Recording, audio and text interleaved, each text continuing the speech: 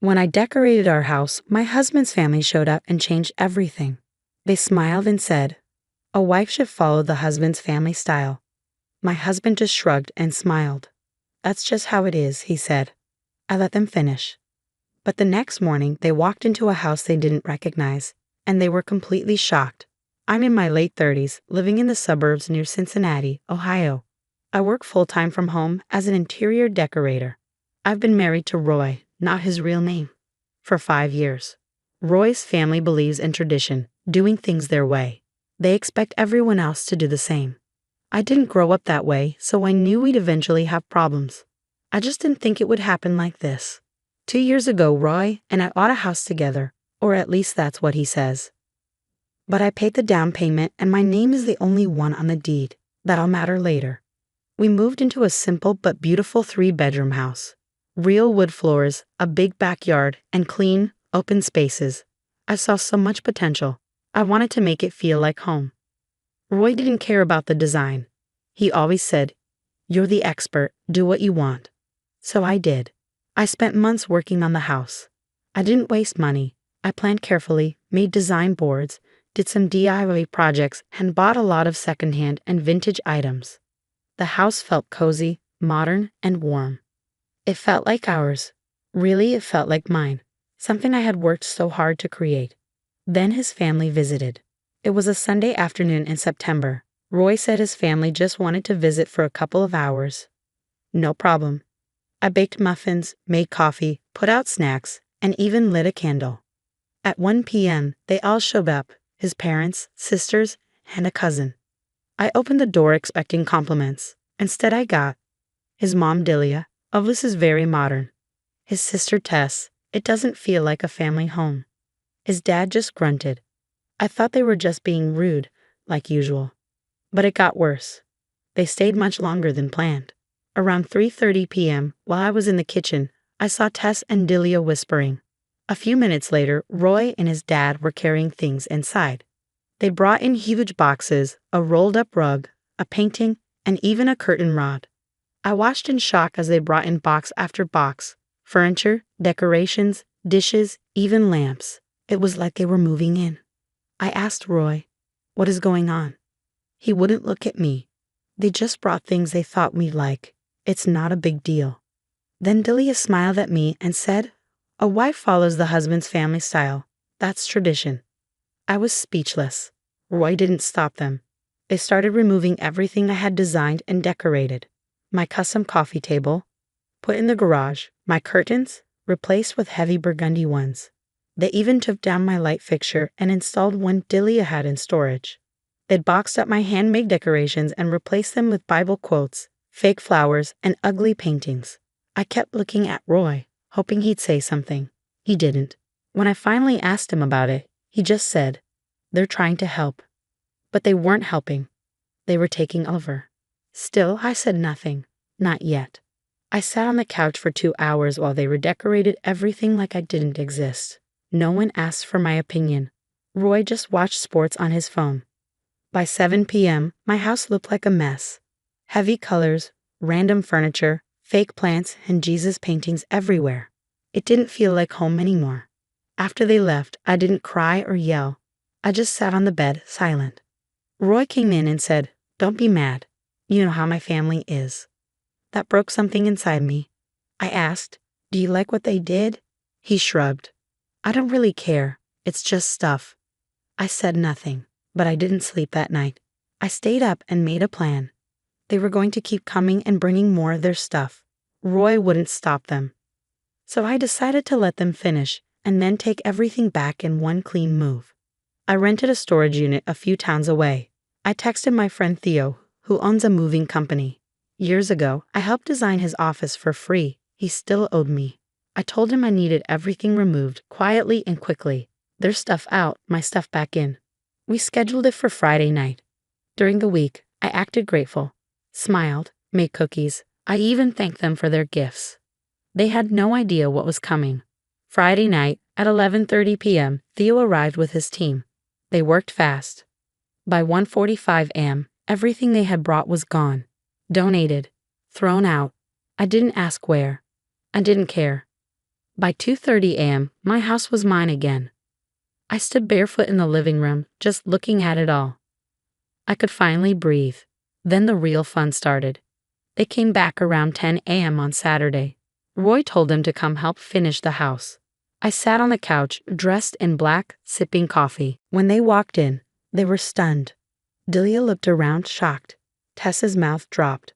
Molly whispered, "What the hell?" Even had said, "Where's the stuff?" I said calmly, "Gone. All of it." Roy was confused. "You took it all out?" I didn't respond. Delia stormed up to me. "You can't just throw out our things." "Sure I can," I said. "None of it belonged here. They were gifts. I didn't ask for them. They were part of the family. This isn't the family's house." Then I held up the deed. "This house is in my name. Not Roy's. Not the family's. You walked in like you owned it. You don't." Delia turned red with anger. She yelled, "You ungrateful little." Roy interrupted her. "Mom, calm down." That surprised me. But then he turned to me and said, "You should have told me." I looked at him and said, "Why would I? You didn't listen the first 10 times. The room went silent. Tess whispered, "She's not family. You knew she'd do this." Then Delia snapped. "You want a husband, you follow his family. You've disrespected us since day one. You think you're a decorator, but you're temporary. This house is temporary. You are temporary." I looked at Roy. He didn't say anything. Just rubbed his forehead. I'd had enough. "Tell them how much you paid for this house," I said to him. Silence. Delia looked at him. "What's she talking about?" I didn't wait. I laid the documents on the table. "I bought this house with my inheritance. Roy's name isn't on anything. Not the title, not the mortgage, not the insurance. He didn't pay a single cent." I looked at Roy, hoping he'd speak up for me. He didn't. He couldn't. Delia looked shocked, like she'd bitten into something sour. "You let her buy the house by herself?" she asked. Roy looked down. "She had the money. It made sense," he said. Delia shook her head. "You embarrassed our whole family." She grabbed her purse and left. Tess and Molly followed her, whispering. Ed just gave me a nod, like he finally respected me. Or maybe feared me. I wasn't sure. Roy stood silently at the door as they left. He didn't say anything. That night, he slept on the couch. He said he needed space. Fine by me. The next morning, I went to the garage and noticed something was wrong. One of my boxes was open, clearly labeled with my handwriting. Things were missing. My ceramics, a framed print, a lamp, and my favorite watering can. I checked the storage room. More boxes were opened. One was gone. I rushed inside and asked Roy if he had moved anything. He looked surprised. "No, what are you talking about?" "Don't lie," I said. "Someone took stuff from the garage." His jaw tightened. "I didn't do it." "Then who did?" He looked down. That's when I knew. I searched the garage and basement carefully. Behind the water heater, under an old cloth, I found the empty box. The tape had been cut. The label, "Living Room," fragile, was half torn off. Everything inside was gone. These were my things, special to me. I asked Roy, "Did your mom or sisters come back into the house while I was out?" He hesitated. That was enough. I asked again, slower. Finally, he admitted it.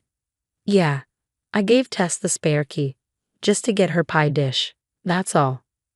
He gave his sister the key to my house, without asking me. I didn't yell. I didn't cry. I just walked to the laundry room, took out the backup keys, and changed every lock, front, back, garage, even the storage room. Roy watched me. "You're seriously changing the locks?" "Yes." "You're overreacting." "No, I'm reacting, for once." The next day, Tess came by with a large storage bin. "I came to return a few things that got mixed up," she said quickly. I took the bin but didn't invite her in. "Aren't you going to check it?" she asked. "I will later." "You're not even going to say thank you?" I didn't say anything. She left, annoyed. Inside the bin were the missing items, candlesticks and my ceramic lamp. But the lamp had a chip. The candlesticks had wax on them. They weren't returned, they'd been used. The framed print had new glass. But when I turned it over, the corner was bent and torn. Someone tried to take it out and damaged it. They hadn't just borrowed my things, they messed with them. Later, I went through our home computer. Roy's email was open. In his drafts folder, I found an unfinished email to Tess. Mom still has that cabinet from Grandma's. If you swap it in before she's back from yoga, she won't notice. Me. They were planning to keep changing my home behind my back. Even after everything, Roy knew he was part of it. So I emailed my lawyer and asked for documents tied to the trust I used to buy the house. The next day, she confirmed. I was the sole owner. Roy had no legal claim. I had proof, but I wasn't done. 2 days later, Roy didn't come home. No texts, no calls. At 10:47 p.m., I got a voicemail from Tess. Roy's staying here for now. When you're ready to talk like an adult, we'll think about setting boundaries. They really thought they'd won, that they'd driven me out of my own home. I started packing Roy's things, clothes, shoes, chargers, labeling every box. Then I found something, an envelope with 2 storage unit receipts. Dates matched the week before Delia and her daughters first visited.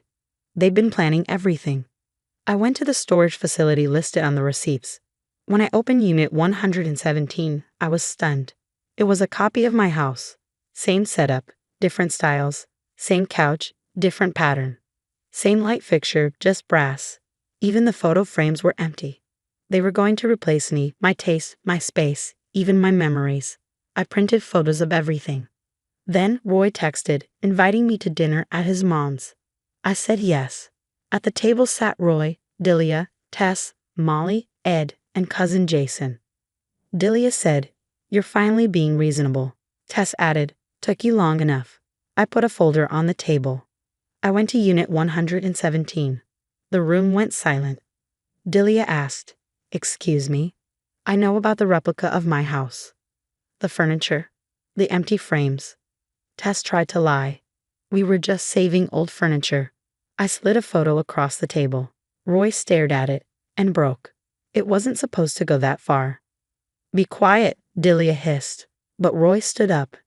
"No, she was right. I let you all bulldoze her." He looked at me. "I let you down." Tess snapped. "You're supposed to be one of us." Molly added, "She's making a scene." "I'm not," I said calmly.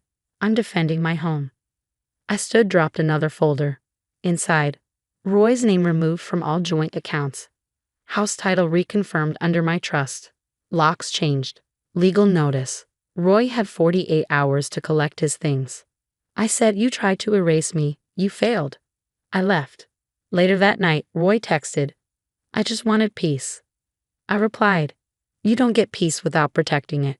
He came by, quiet, packed his bags. He cried. I didn't hug him. He said sorry. I nodded. Okay. Delia never contacted me again. Tess did, once to accuse me of poisoning Roy. I ignored her. Jason, the cousin, messaged me. "You handled that with more grace than I've ever seen. If you ever need backup, I'm around." It's been 6 months. The house is calm. Peaceful. My kind of peace. A new plant sits by the door. My lamp, now fixed, glows beside it. They tried to replace me. Instead, I removed them. I lost a marriage, but I found something more important, a home that no one can take from me again. The bracelet slid across my desk like a silver snake, landing between my keyboard and coffee mug. A delicate thing with sapphires that caught the fluorescent office lights, making tiny blue stars dance on my computer screen. I'm Rowan, and until that moment, I thought I understood the rules of my marriage. "Special delivery for you," said Marcus from IT, already walking away. Left at reception. The note inside the velvet box read, "For all the sacrifices." No signature. The handwriting wasn't Liam's. My husband's scrawl looked like a doctor's prescription pad had a fight with a tornado. This was elegant, purposeful. I checked my phone. No messages from Liam about surprise gifts. Strange, considering we'd just had another argument about cutting back on expenses last night. His freelance work had been slow, he'd said, while I carried most of our financial burden. "That's gorgeous," Kelly from marketing whispered, peering over my cubicle wall. "Anniversary?" "Something like that."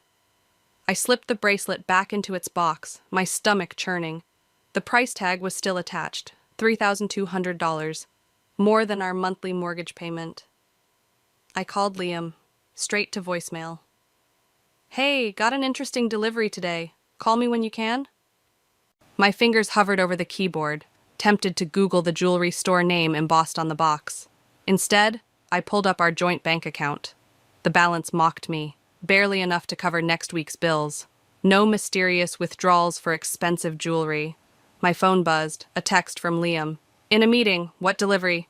I snapped a photo of the bracelet and sent it. 3 dots appeared, disappeared, appeared again. Finally, must be promo gift from old client. Lucky you. The lie sat there, bold as brass. Liam hadn't had any major clients in months. He'd been networking, spending afternoons at coffee shops with his laptop, coming home with vague stories about potential projects. Everything okay? Kelly was still watching me, concern etched on her face. Fine. I forced a smile, just trying to remember if I thanked the sender. My phone buzzed again. Liam. Don't wear it to dinner tonight. Mom's sensitive about expensive gifts lately. I hadn't even mentioned dinner with his mother. Another piece of information he'd conveniently forgotten to share. The bracelet felt heavier now, weighted with unspoken questions. The rest of the afternoon passed in a blur of meetings and deadlines, but my mind kept circling back to those sapphires. Who sends a married woman jewelry? Who had Liam been meeting in those coffee shops? And why did he want me to hide it from his mother? At 5, I packed up my laptop, the velvet box burning a hole in my bag. Instead of heading home, I drove to the jewelry store listed on the box.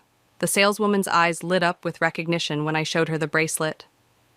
Oh yes, the gentleman was very specific about the design, said it had to be sapphires, his lady friend's birthstone. My birthday is in April. Diamonds. When did he purchase this? She checked her computer. Last Wednesday. Paid in cash. Last Wednesday. While I was working late, trying to land a new client to boost our income, while Liam was supposedly at a networking event. My phone buzzed. Liam again.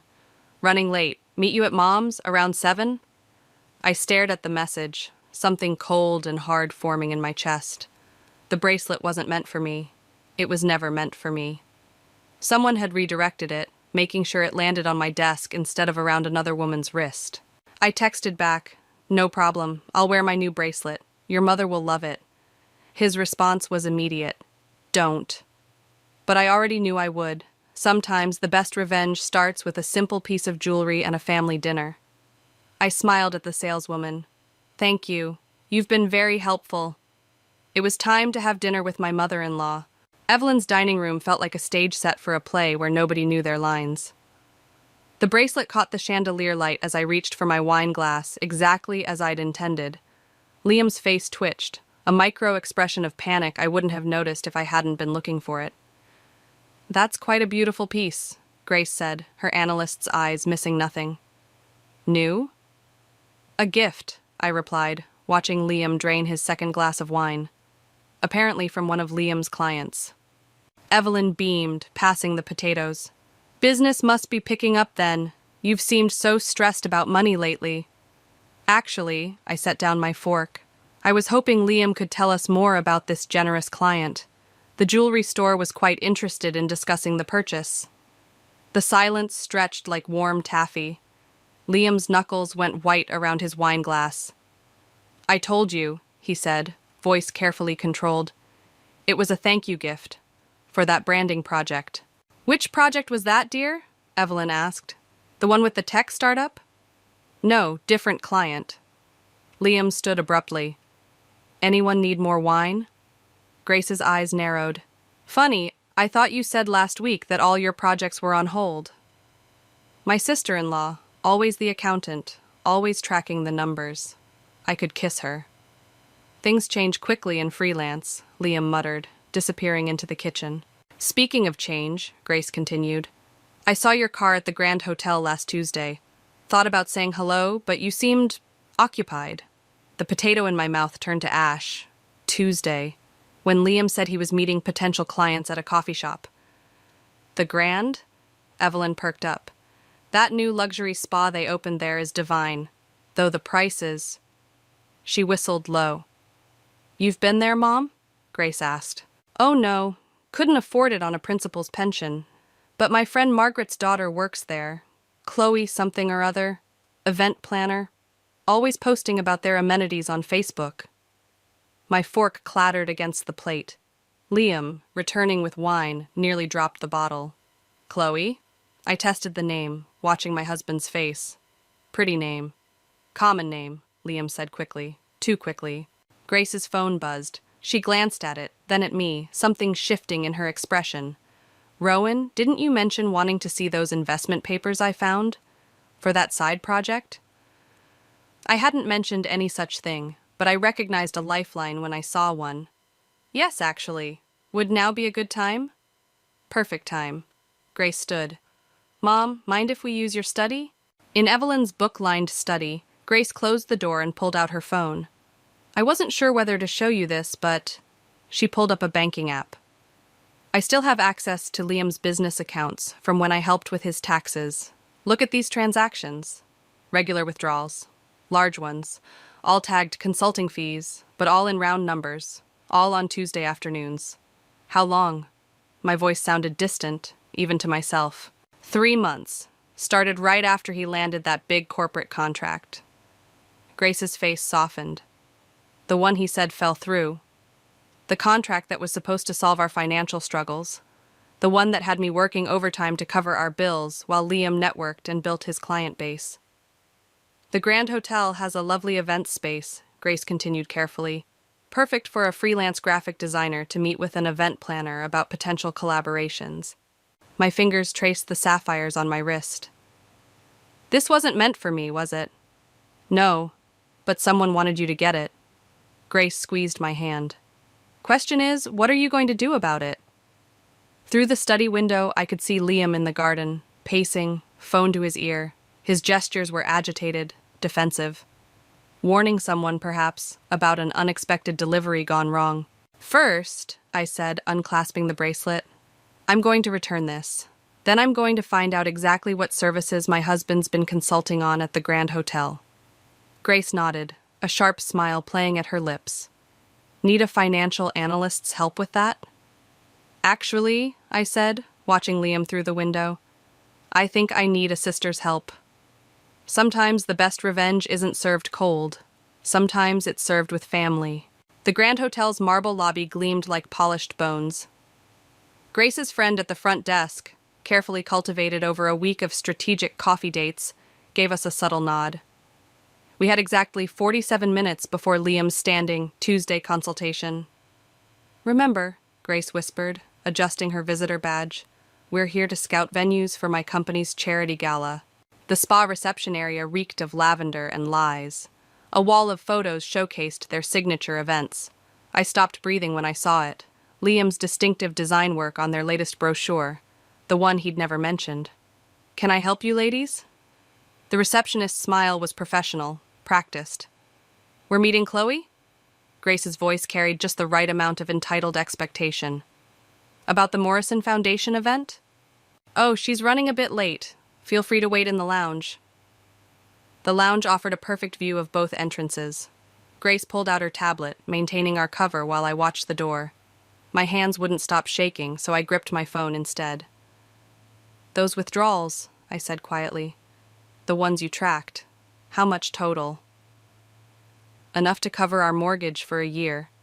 Grace's voice was flat. "He's been moving it through 3 different accounts to hide the trail." The click of heels on marble made us both look up. A woman in a fitted black dress strode past, all confidence and calculated grace. My stomach lurched. She wore an identical sapphire bracelet. "That's her," Grace confirmed unnecessarily. Chloe disappeared into an office, leaving behind a wake of expensive perfume and bitter reality. I started to stand, but Grace grabbed my wrist. "Wait for it." 3 minutes later, Liam walked in. My husband of 8 years, wearing the blue shirt I'd given him last Christmas, carrying the leather portfolio I'd helped him pick for client meetings. He didn't even glance around before following Chloe's path to the office. "Now what?" My voice sounded strange, distant. "Now we wait. Unless you'd rather..." The office door opened. Chloe emerged, followed by Liam, both heading toward the private elevator. His hand rested on the small of her back with familiar intimacy. "I need air."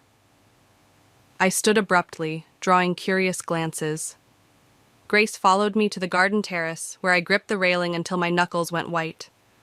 A few feet away, through the glass doors, I could see Liam and Chloe stepping into the elevator, his arm now around her waist. "You knew," I said to Grace, "before the bracelet, before any of this." "I suspected. The numbers didn't add up." She touched my shoulder. "I needed proof before I told you. I'm sorry." My phone buzzed, a text from Liam. "Working late tonight. Big project deadline." Another buzz. "Don't wait up." The screen blurred as tears threatened to fall. I blinked them back, anger replacing pain. "I want to destroy him." "Rowan." "No, listen. He's not just cheating. He's stealing. From our future. From our—" I stopped, the final betrayal hitting me like a physical blow. The fertility treatments. The ones we couldn't afford. Grace's sharp intake of breath told me she'd made the same connection. The treatments we'd postponed because of Liam's temporary financial setback, while he funded his affair with our savings. My phone buzzed again. An email this time, from an anonymous account. "Thought you should see this." Attached were photos, Liam and Chloe at restaurants, hotels, jewelry stores. The timestamps went back months. "Someone's helping us," Grace said, reading over my shoulder. "Or setting us up." I straightened, a plan forming. "Either way, I'm done playing defense." "What are you thinking?" I watched the elevator numbers climb to the penthouse level, where the hotel's most expensive suites were located. "I'm thinking it's time to plan an event of our own. Something special. Something—" I smiled, cold and sharp. "Sacrificial." Grace's answering smile was equally predatory. "I know just the venue." Through the glass, I could see Chloe's bracelet catching the light as the elevator doors closed. Soon, she'd learn what happens when you wear another woman's sacrifice like a trophy. But first, I had a charity gala to plan. The anonymous emails kept coming, each one a digital dagger, time-stamped proof of Liam's betrayal. I spread them across my laptop screen like tarot cards, reading our future in megapixels and metadata. "You need to see this," Grace said, barging into my home office. She carried her tablet like a weapon. "I traced those consulting payments. They're not just going to the Grand."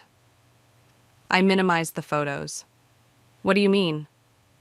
"There's a shell company, Phoenix Creative Solutions, registered 6 months ago." Grace's fingers flew across her tablet. "Guess who's listed as creative director?" The name hit me like a slap. Chloe Marshall. "They're business partners?" My voice cracked on the last word. "Partners in every sense." Grace pulled up a business registration. "And there's more. Remember that corporate contract Liam said fell through?" My stomach clenched.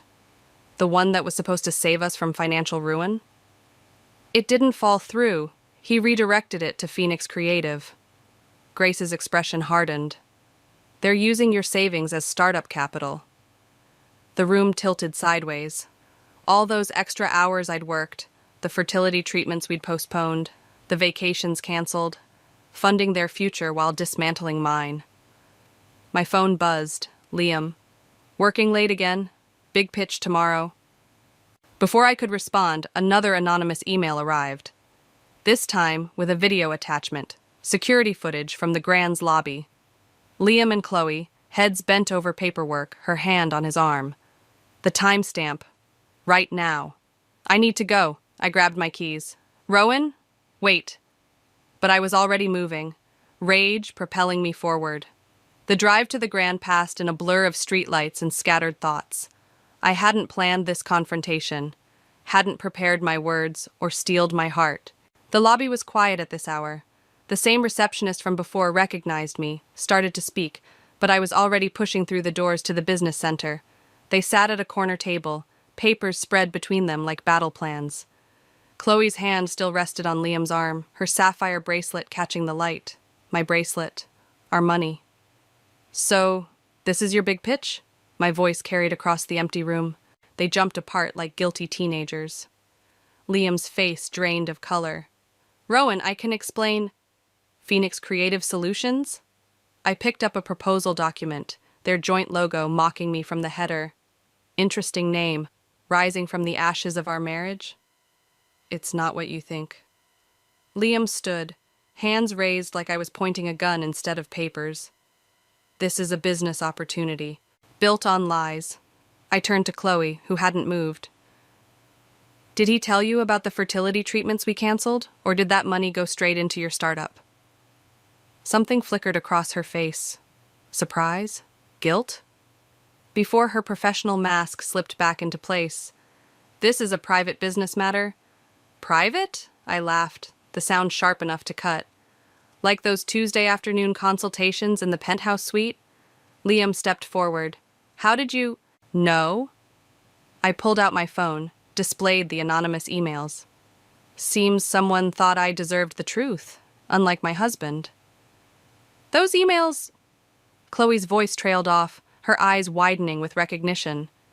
You know who sent them. It wasn't a question. She glanced at Liam, who had gone very still. Margaret's daughter, she whispered. From reception. I had to let her go last week. Of course, Evelyn's friend's daughter. The connection I'd missed. Rowan, Liam tried again. We can work this out. The business is taking off. Once we're profitable... I gathered their proposals, their precious plans. There is no we anymore, Liam. Just like there's no more joint savings account. His face changed. What did you do? What you taught me to do. I smiled, thinking of Grace's financial maneuvering. I protected my investments. I left them there, surrounded by their schemes and lies, knowing tomorrow would bring a different kind of revelation. Because while they'd been planning their future, Grace and I had been planning something else entirely. Sometimes the best revenge isn't just about exposing lies. Sometimes it's about turning their own weapons against them. The Morrison Foundation gala invitation sat on my desk like a loaded gun. Grace had pulled strings, called in favors, and somehow managed to get Phoenix Creative Solutions hired as the event planners. They didn't know I was the anonymous client representative they'd been coordinating with for weeks. Everything's set, Grace said, reviewing the final arrangements. Chloe's planned quite the spectacle.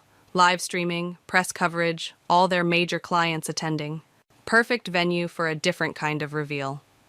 I touched the USB drive containing months of financial records, emails, and surveillance footage. Is the presentation ready? Locked and loaded. They won't see it coming. My phone lit up with Liam's message. Can we talk? About last night? Another message followed. I know I hurt you, but this business could change everything. Give me a chance to explain. Grace read over my shoulder. He's scared. Good. The gala was tomorrow night. Our chance to expose not just the affair, but the financial fraud that could destroy their precious Phoenix Creative before it truly launched. Yet something gnawed at me. What if we're becoming just like them? The question slipped out before I could stop it. They stole your future, Grace reminded me. Used your savings, your trust. I know. I stood, pacing. But this revenge, it feels like it's changing me. My office door opened. Kelly from marketing stood there, face pale. Rowan, you need to see this. She held up her tablet. On screen was Phoenix Creative's latest Instagram post. Chloe, wearing my bracelet, announcing their company's selection as the Morrison Foundation's exclusive event partner. The caption praised their unique vision and family values. My hands shook as I read the comments. Potential clients praising their work. Industry leaders offering congratulations. All built on stolen dreams and diverted funds. Family values, I whispered, something breaking loose inside me. That's what we're going with? I grabbed my keys. Grace caught my arm. Where are you going? To give Liam his chance to explain. The drive to his new apartment felt like crossing a boundary. He opened the door, surprise flickering across his face. Behind him, I caught glimpses of the life he'd built without me. Design mock-ups on the walls, Chloe's coat draped over a chair. Rowan, I saw the announcement. My voice stayed steady, surprising me. Congratulations on the Morrison account. That's what I wanted to discuss. He stepped back, letting me in. We could work together. Your marketing experience, our design work. Our? I picked up a framed photo of him and Chloe at some industry event. Like our savings? Our marriage? I know you're angry. I'm not angry, Liam. I set down the photo. I'm awake. His expression shifted. What does that mean? I pulled out my phone, showed him the gala invitation. I'll be there tomorrow night. Front row. You're attending? Something like fear crossed his face. Wouldn't miss it. I moved toward the door. After all, family should support family, right? Rowan, wait. But I was already gone, my decision crystallizing with each step. This wasn't about revenge anymore. This was about justice, about consequences, about showing the world the true cost of family values. Grace was waiting in my office when I returned. Well? I picked up the USB drive. Change of plans. We're not just exposing their fraud. What do you mean? I want everything public. The affair, the stolen money, the lies. I gripped the drive tighter. Let their precious clients see exactly who they're dealing with. It'll destroy them completely, Grace warned. No coming back from that kind of exposure. Good. I sat down, started typing. Because tomorrow night, Phoenix Creative isn't rising from any ashes. Sometimes revenge isn't about getting even. Sometimes it's about burning everything down and walking away from the flames. The gala invitation seemed to glow on my desk, no longer a weapon, but a promise. Tomorrow night, we'd all learn the true meaning of sacrifice. The Morrison Foundation gala sparkled like broken glass. I sat in the front row, watching Liam and Chloe work the crowd, their success built on the ruins of my trust. The USB drive felt heavy in my clutch, a digital bomb waiting to detonate. Grace touched my arm. 10 minutes until their presentation. Then Evelyn appeared, beaming with pride. Darling, why didn't you tell me you were involved with Phoenix Creative?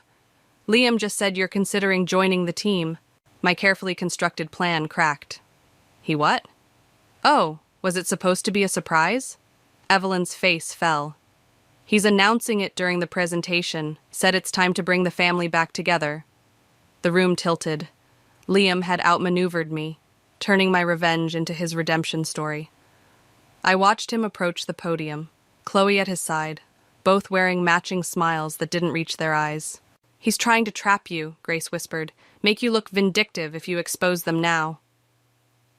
The presentation began. Professional achievements, client testimonials, growth projections, all built on stolen dreams and diverted funds. My funds, our future. And now, Liam's voice carried across the ballroom, a special announcement. We're thrilled to welcome a new partner to Phoenix Creative. The screen behind him changed. My professional headshot appeared, along with my credentials. The audience applauded. Evelyn squeezed my hand. I stood, my chair scraping against the marble floor. The USB drive burned in my hand. One connection to the podium's laptop would expose everything. The affair, the fraud, the lies. But Liam's eyes met mine, challenging, almost pitying. Rowan has always believed in family, he continued smoothly.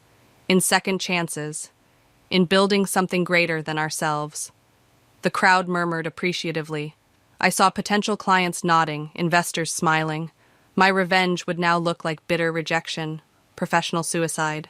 Don't let him win, Grace urged. But Evelyn was crying happy tears. Other family members watched expectantly.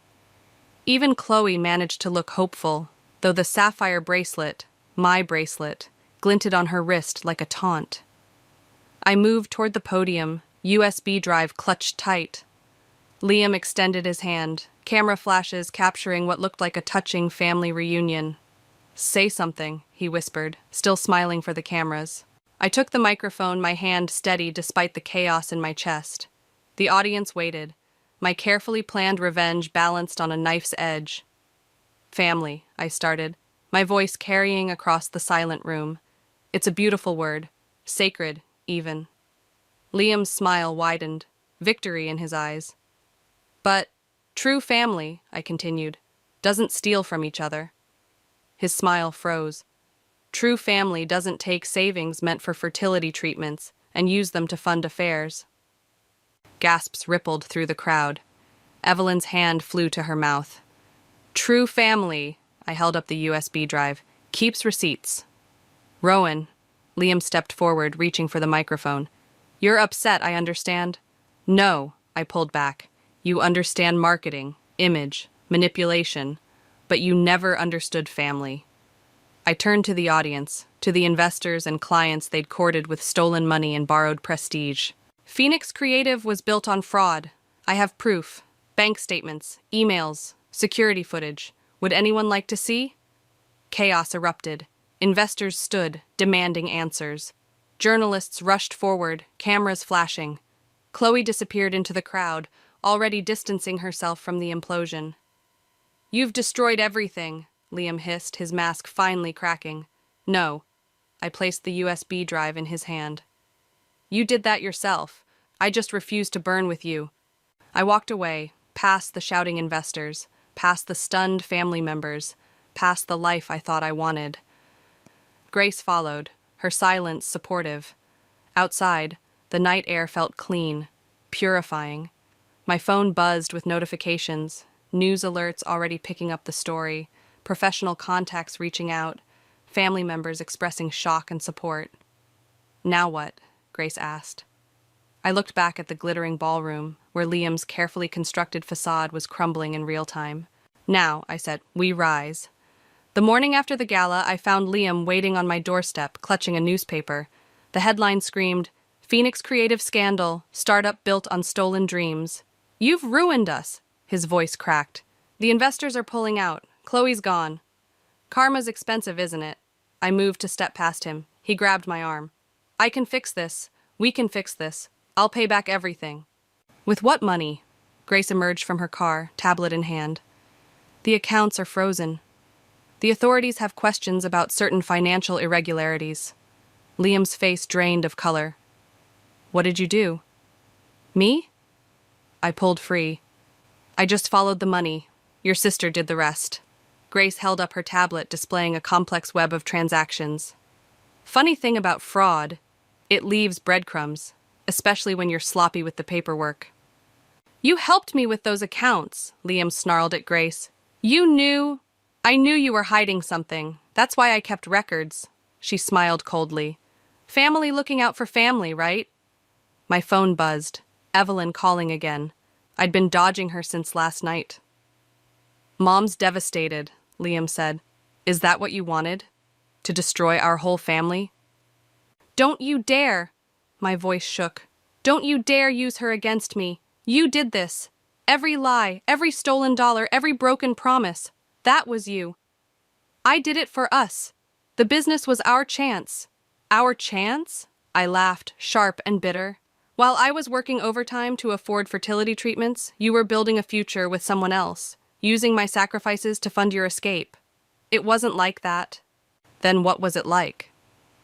I pulled out my phone, played the recording from the Grand Hotel. His voice, intimate and clear.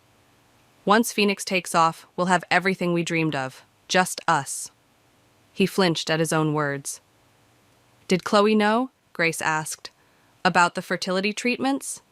Liam faltered. It wasn't relevant. Wasn't relevant? Something snapped inside me. Like our marriage wasn't relevant? Like my dreams weren't relevant? I loved you, he whispered. No, you loved what I could give you. My trust, my money, my silence. I opened my front door. But that's not love. That's theft. The police want to talk to you, Grace added. Something about misappropriation of funds, fraud, maybe worse. Liam's facade cracked completely. You can't do this. I'll lose everything.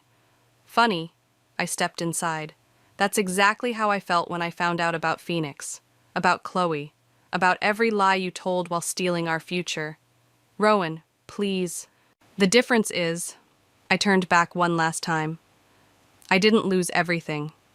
I just lost the dead weight that was dragging me down. What do you want from me? His voice broke. Nothing. The truth of it hit me like sunrise. Not anymore. I closed the door on his protests, on the past, on the woman who had once believed in second chances and family above all. Grace followed me inside.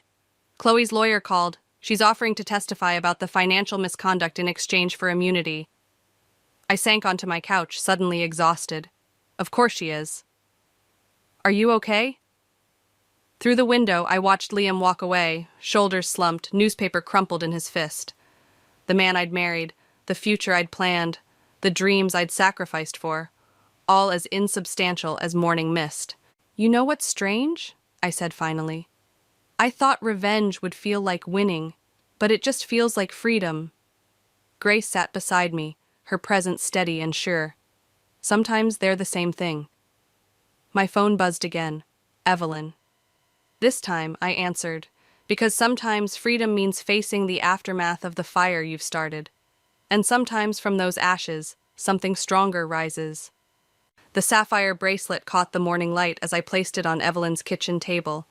She stared at it, hands wrapped around her untouched coffee mug. I thought you might want to return it, I said, since it came from your son's business account. No, she pushed it back toward me. Keep it, as a reminder. Of what? Betrayal? Revenge? Of your worth. Her voice carried the weight of her former principal's authority. Sometimes the most expensive lessons are the ones we didn't want to learn. Through the window, I watched Grace talking to the forensic accountants in the driveway. The investigation into Phoenix Creative had revealed more victims, other stolen dreams, other diverted funds. Chloe had turned state's evidence, painting herself as another victim of Liam's manipulation. Did you read his letter? Evelyn asked. I nodded. Liam's final attempt at explanation sat unopened in my purse, his familiar handwriting now strange and distant. Are you going to open it? No. The certainty in my voice surprised us both. Some stories don't need an ending. My phone buzzed. Another news alert about the case. Liam's face stared back from the screen, haunted and hollow as he left the courthouse. The media loved the story. Ambitious entrepreneur brought down by his scorned wife and sister. Phoenix Creative burning in spectacular fashion. You know, Evelyn said carefully, revenge doesn't usually bring peace. This wasn't about revenge. Not really. I touched the bracelet's clasp.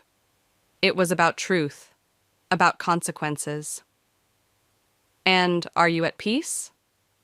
Before I could answer, Grace burst in, waving documents. You need to see this. We found something in the old accounts. She spread papers across the table, bank statements, transfer records, a trail of breadcrumbs leading to an unexpected destination. He didn't spend all the fertility treatment money, Grace explained. He invested it, under your name. The investment had grown, quietly accumulating value while we'd torn everything else apart. Ironic, isn't it? I laughed, but the sound caught in my throat. He actually did save for our future, just not the one we planned. What will you do with it? Evelyn asked.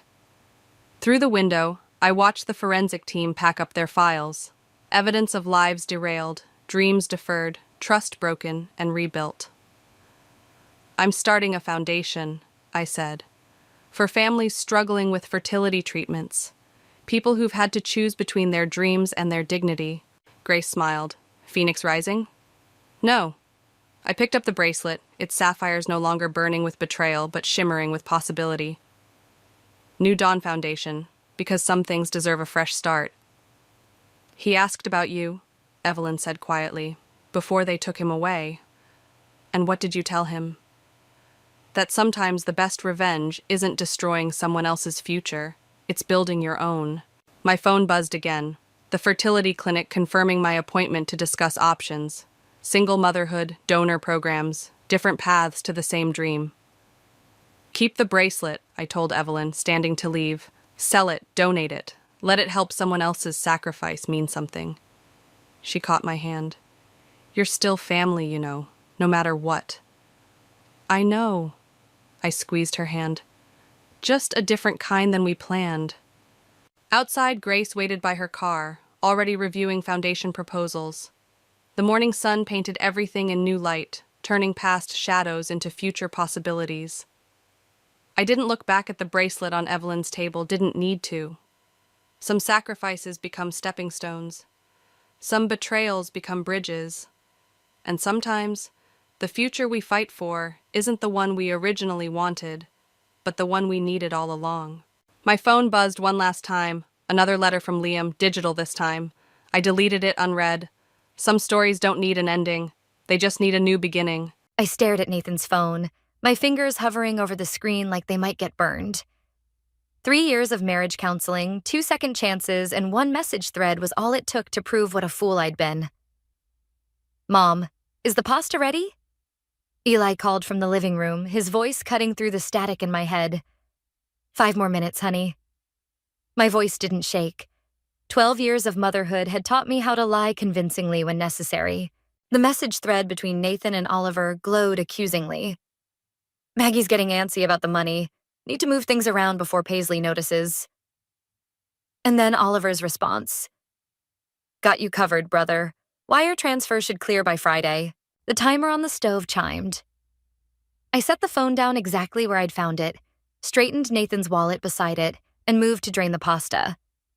Steam rose in angry clouds as boiling water hit the sink.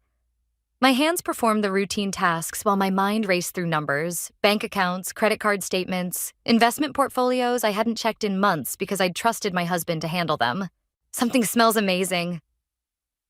Nathan's voice behind me, his hands sliding around my waist. I didn't flinch. Instead, I leaned back against him, feeling his wedding ring press against my stomach. "Just pasta." I turned and smiled, studying his face. Same brown eyes, same laugh lines, same man I'd married 13 years ago. Same liar who'd been there all along. "How was your meeting with Oliver?" "Productive."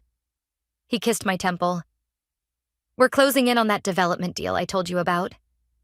I nodded, wondering if development deal was code for whatever scheme they were running behind my back. "That's great, honey. Eli's starving. Why don't you go tell him dinner's ready?" The moment Nathan left the kitchen, I grabbed my phone and fired off a text to Samantha. "Need your help. Don't call. We'll explain tomorrow." Dinner was a masterclass in normalcy. I asked Eli about school, laughed at Nathan's jokes, and didn't once mention the text messages or the sudden urge I had to check every financial statement we owned. When Nathan's phone buzzed during dessert, I watched him check it under the table, noted how his jaw tightened slightly before he turned it face down. "Everything okay?"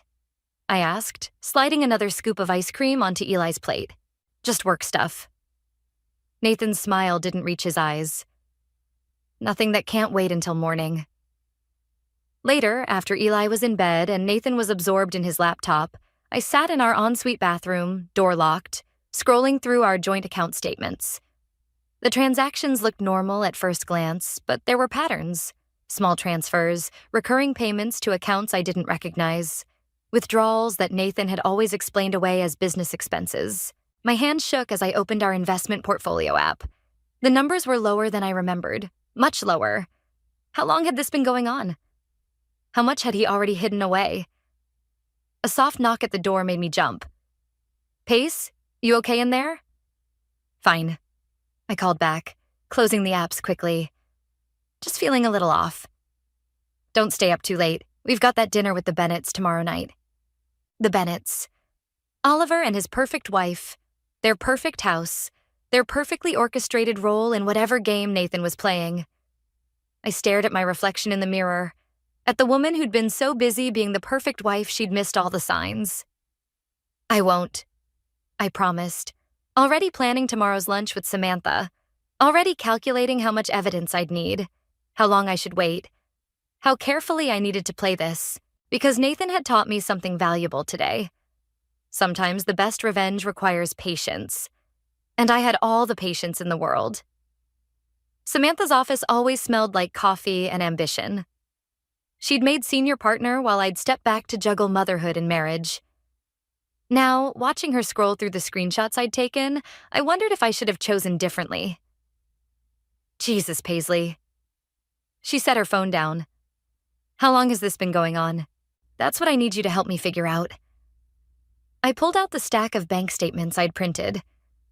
"There's a pattern here, but I can't see it clearly yet." "You realize what you're suggesting?" Her fingers drummed against her desk. "Oliver Bennett isn't just Nathan's friend. His firm handles half our biggest accounts. I know. The weight of it pressed against my chest. One wrong move and I wouldn't just lose my marriage. I could lose my career, my reputation, everything I'd built. My phone buzzed. Nathan. Don't forget dinner at the Bennetts tonight. Wear that blue dress I like. Samantha read the message over my shoulder. You're still going? Of course. I typed back a quick, looking forward to it with a heart emoji. The best place to hide is in plain sight. The rest of the afternoon passed in a blur of spreadsheets and whispered conversations. Samantha's assistant brought more coffee. We traced payment patterns, flagged suspicious transfers, built a timeline of Nathan's deception. There's something else, Samantha said finally, pushing away from her desk. A name that keeps coming up, Maggie Thompson. The name hit like a slap. What about her? She's received regular payments from one of these shell accounts. Small amounts at first, then larger. The most recent was last Friday. My hands were steady as I gathered the papers. I need to get home. Get Eli from soccer practice. Paisley. Samantha caught my arm. Whatever you're planning, be careful.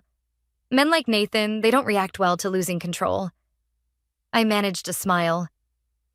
Who said anything about letting him know he's losing it? At home, I transformed myself into the perfect wife Nathan expected. The blue dress he liked, hair swept up, makeup carefully applied to hide the shadows under my eyes. Eli watched me from the doorway as I finished getting ready. You look pretty, Mom. Thanks, sweetie. I studied his reflection in the mirror. You okay staying with Grandma Grace tonight? He shrugged, picking at a loose thread on his sleeve. I guess. Dad seems weird lately. My heart clenched. Weird how? I don't know. He keeps checking his phone during our games. And yesterday, when I asked if we could go camping next weekend like he promised, he said he had to work. I turned, pulling him into a hug. Sometimes grown-ups get caught up in work stuff. It doesn't mean he doesn't want to spend time with you. The lie tasted bitter, but I'd rather swallow poison than let my son see the truth about his father.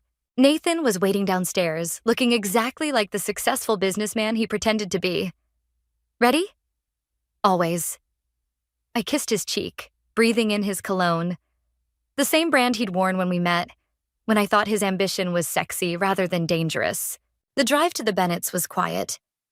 I watched Nathan's hands on the steering wheel, remembering how those same hands had held mine across the altar, had cradled Eli when he was born, had signed countless documents I now knew were filled with lies.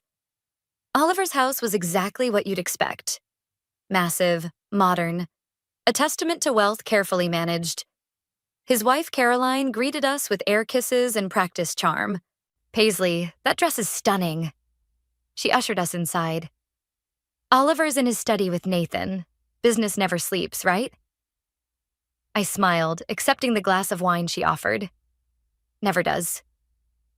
Through the study's open door, I caught glimpses of Nathan and Oliver in heated discussion. Their voices were too low to hear, but their body language spoke volumes. Tension in their shoulders, quick glances toward the door. Caroline chatted about renovations and charity events, oblivious to the undercurrents swirling around us.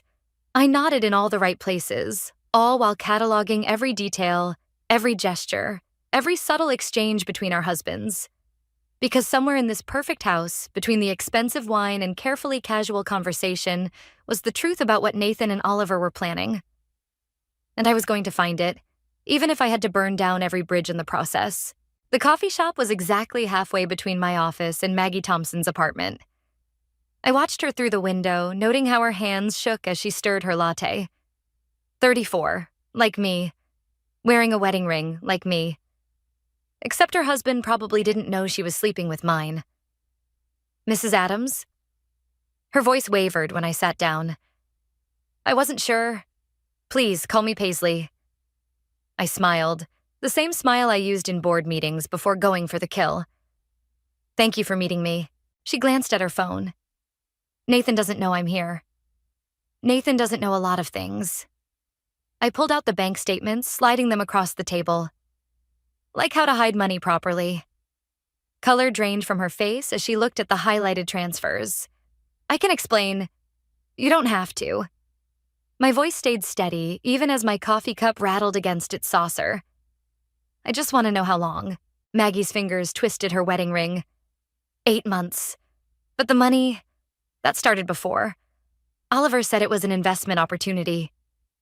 Oliver. The name tasted like acid. Of course he did. Nathan said you were distant, focused on your career. He said, "Stop." My palm slammed the table harder than intended. A few heads turned. I don't care what he said. I care about what he did. What you both did. Her eyes filled with tears. Amateur move. I never meant to...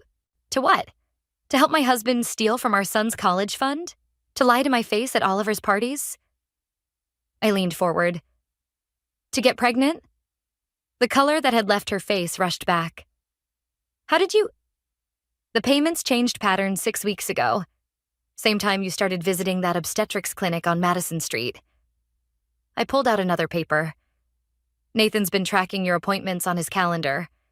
Password protection means nothing when you use our son's birthday for everything. Maggie's hands covered her stomach protectively.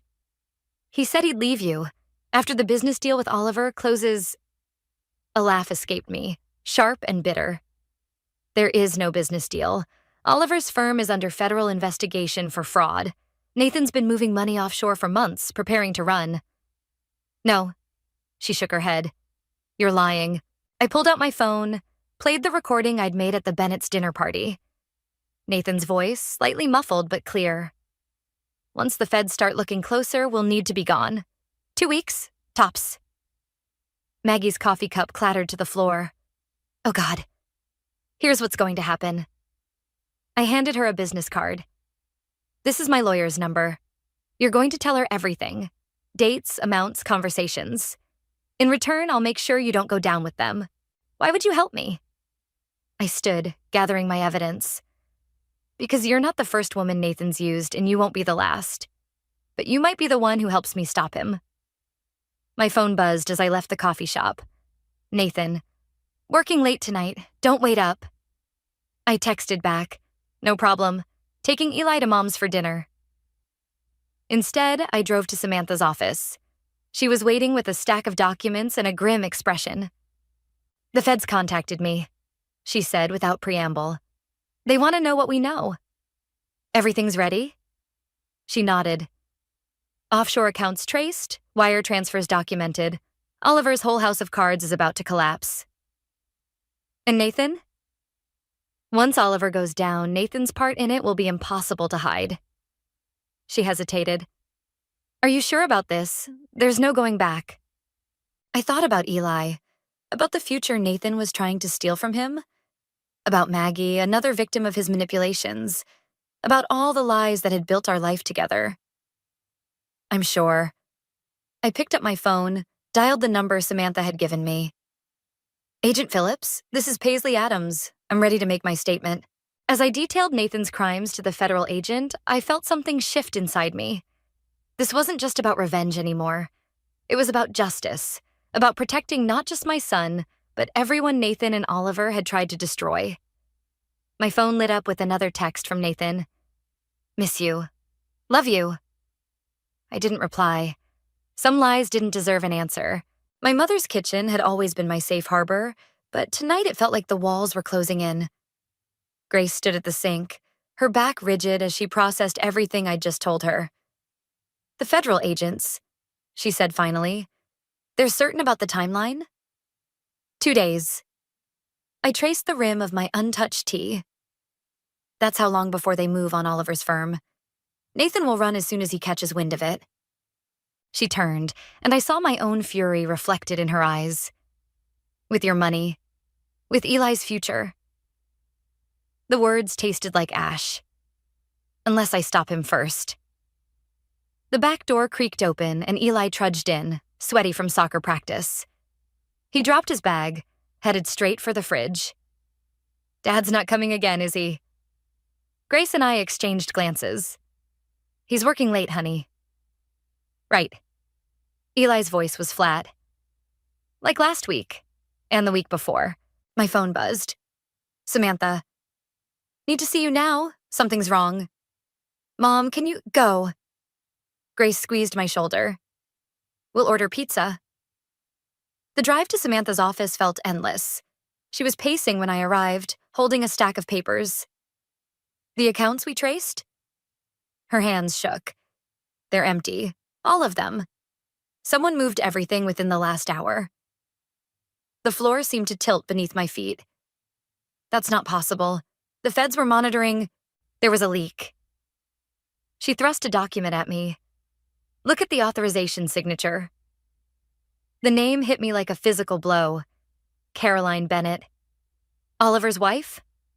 My laugh sounded hysterical, even to my own ears. She's been in on it the whole time?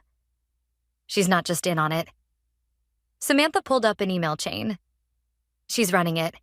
The whole operation, it's her company. Oliver's just the front man. The pieces clicked into place with sickening clarity. All those charity events, those perfectly orchestrated dinner parties. Caroline hadn't been oblivious. She'd been orchestrating everything.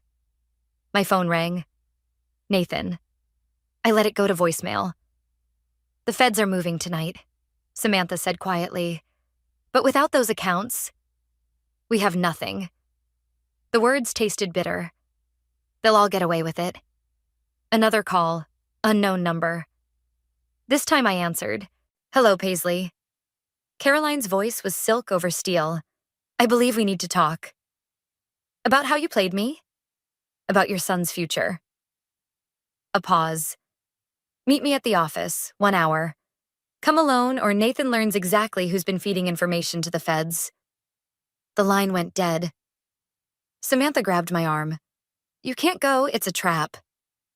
Of course it is. I gathered my things. But she has everything. The money, the evidence, all of it. What choice do I have? We can call Agent Phillips. And risk Nathan running with whatever's left? I shook my head. I have to try.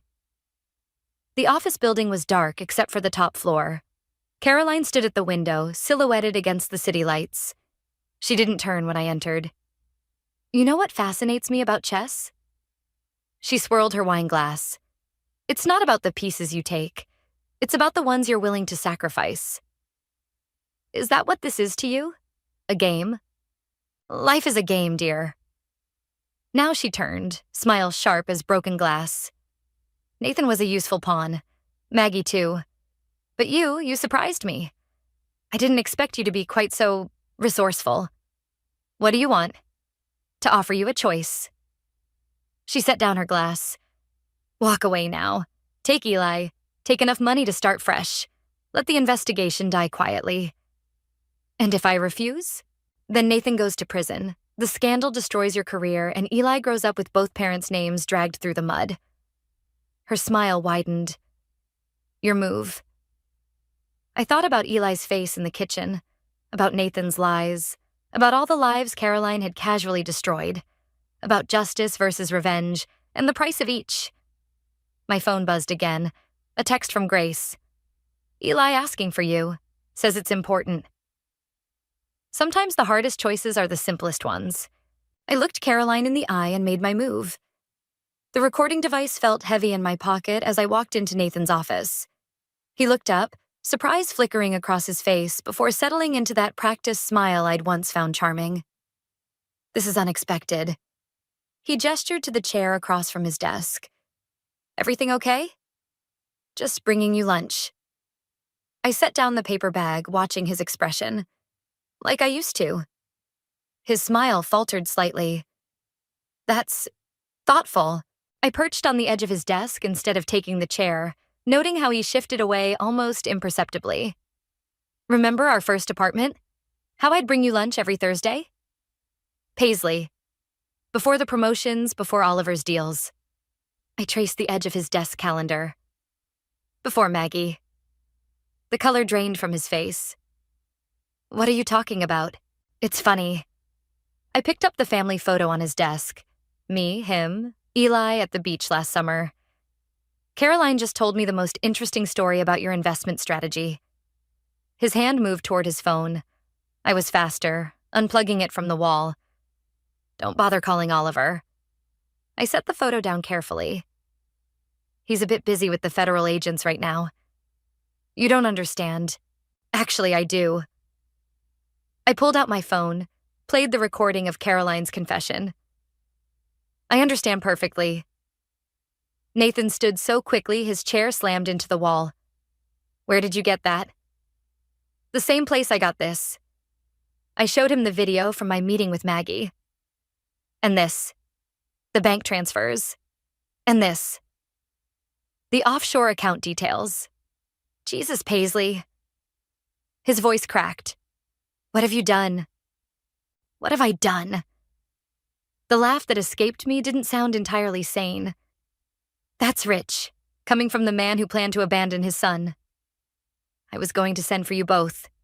Like hell you were. I slammed my hand on his desk. You were going to run with Caroline's money and your pregnant mistress.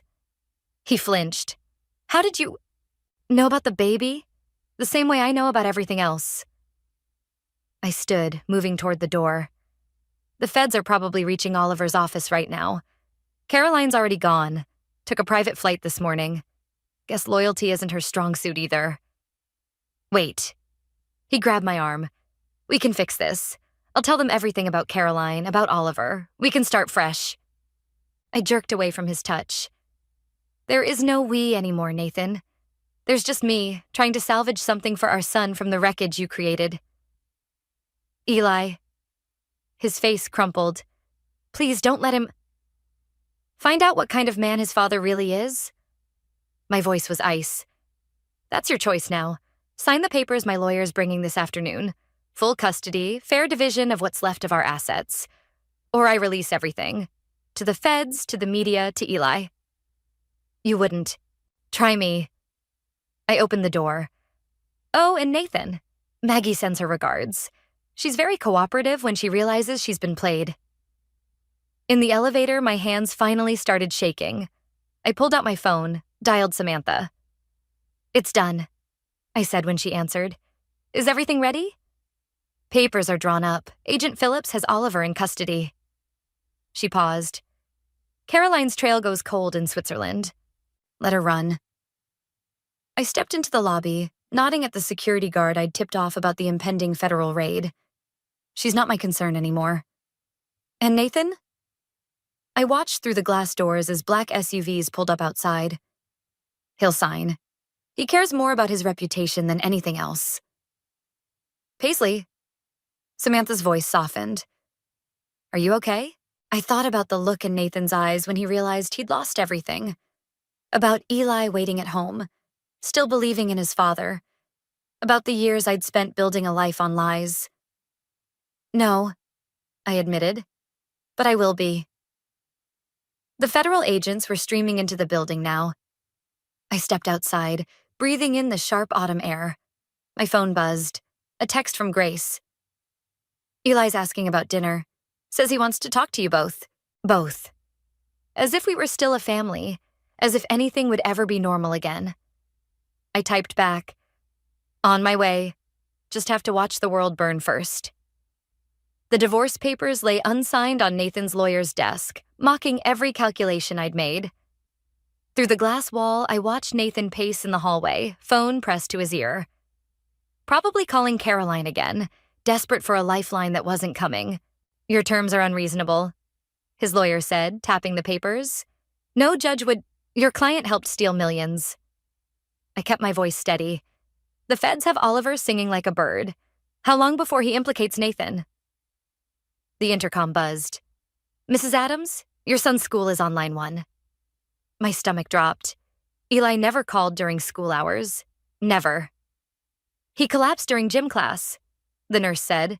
We're transferring him to Memorial Hospital. The world tilted sideways. I was running before I hung up, shouldering past Nathan in the hallway. He caught my arm. What's wrong? Eli. I jerked away. Let go. I'm coming with you. Like hell you are.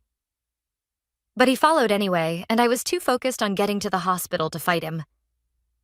The drive was a blur of red lights and horns, my hands white-knuckled on the steering wheel. The emergency room was chaos. A doctor met us, speaking in that carefully measured tone they practice in medical school. Severe anxiety attack, she explained. His blood pressure was dangerously high. Has he been under unusual stress lately? Nathan and I couldn't look at each other. Can we see him? I asked instead of answering. Eli looked small in the hospital bed, monitors beeping steadily beside him. His eyes flickered between us, and I saw something there I'd never wanted to see. Fear. I found the papers, he said quietly. In Dad's office, about the money and Maggie. Nathan made a sound like he'd been punched. Son, don't. Eli's voice cracked. Just don't lie anymore, please. I moved to touch his hand, but he pulled away. Why didn't you tell me? Either of you? We were trying to protect you, I started, but the words felt hollow. By letting me think everything was fine? His heart monitor spiked. While you both planned to destroy each other? The doctor appeared in the doorway. His blood pressure's rising again. I need you both to step out. In the hallway, Nathan slumped against the wall. This is what you wanted, isn't it? To make him hate me? I wanted justice. And look what it cost. He straightened, something dangerous in his eyes. I just got a text from Oliver's wife. He killed himself in custody an hour ago. The floor seemed to drop out from under me. What? Caroline's gone. Oliver's dead. Our son is in the hospital. Nathan's laugh was bitter. Congratulations, Paisley. You got your revenge. Hope it was worth it. He walked away, leaving me alone in the sterile hallway. My phone buzzed. Samantha. The feds are dropping the investigation, she said without preamble. Oliver's death complicated everything. They're calling it a tragic misunderstanding, sweeping it under the rug. No. My voice sounded distant. They can't. They already have. Caroline's lawyers are spinning it as corporate espionage gone wrong. Nathan will probably walk away clean. I ended the call, stumbled to the bathroom, and threw up until there was nothing left. In the mirror, my reflection looked like a stranger. Hollow-eyed, pale, destroyed. The doctor found me there. Your son's asking for you. Just you. Back in Eli's room, he looked at me with eyes too old for his face. Did you love him? Dad? Ever? Yes. The truth hurt more than any lie. I still do. That's why this hurts so much. Then why? Because sometimes love isn't enough. I sank into the chair beside his bed. Sometimes you have to choose between justice and mercy. I chose wrong. He was quiet for a long moment. What happens now? I thought about Nathan walking away, about Oliver's death, about Caroline somewhere in Switzerland with millions of stolen dollars, about my son in a hospital bed, paying the price for adult betrayals. I don't know, I admitted. But whatever happens, I promise. No more secrets, no more revenge. Eli closed his eyes. I wish I could believe you. Outside his window, the sun was setting, painting the sky in shades of blood red. Somewhere in the hospital, Nathan was probably already planning his next move. But here, watching my son drift into uneasy sleep, I finally understood the true cost of betrayal. And it wasn't measured in dollars or revenge at all. 3 days after Eli came home from the hospital, Nathan showed up at my door at midnight. His expensive suit was wrinkled, his eyes hollow. He held up a USB drive like a peace offering. Everything's here, he said. The real accounts, Caroline's network, all of it. I didn't move from the doorway. Why now? Because Eli won't answer my calls. His hand shook slightly. And because I found Maggie in my apartment tonight, unconscious. Pills. The world tilted sideways. Is she alive? Barely.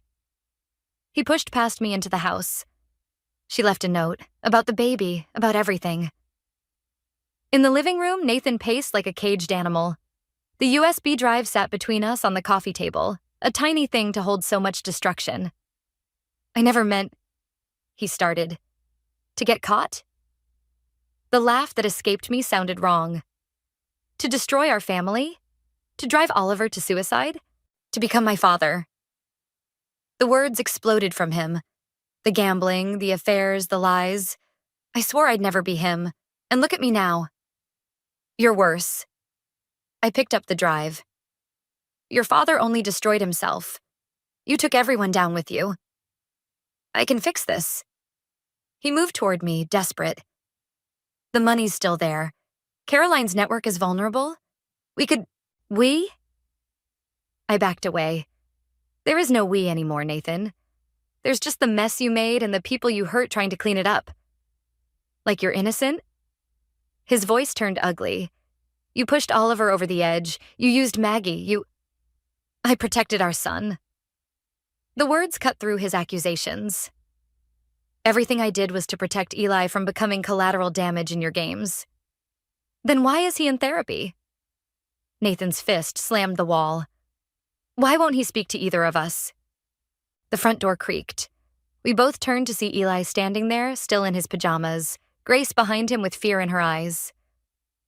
I heard yelling. He said quietly. Again. Nathan stepped toward him. Son, don't.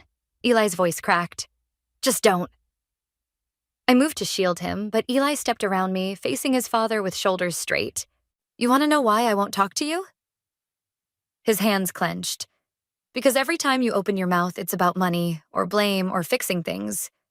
But you never once said you're sorry. Not to Mom, not to me, not even to Maggie. The silence that followed was deafening.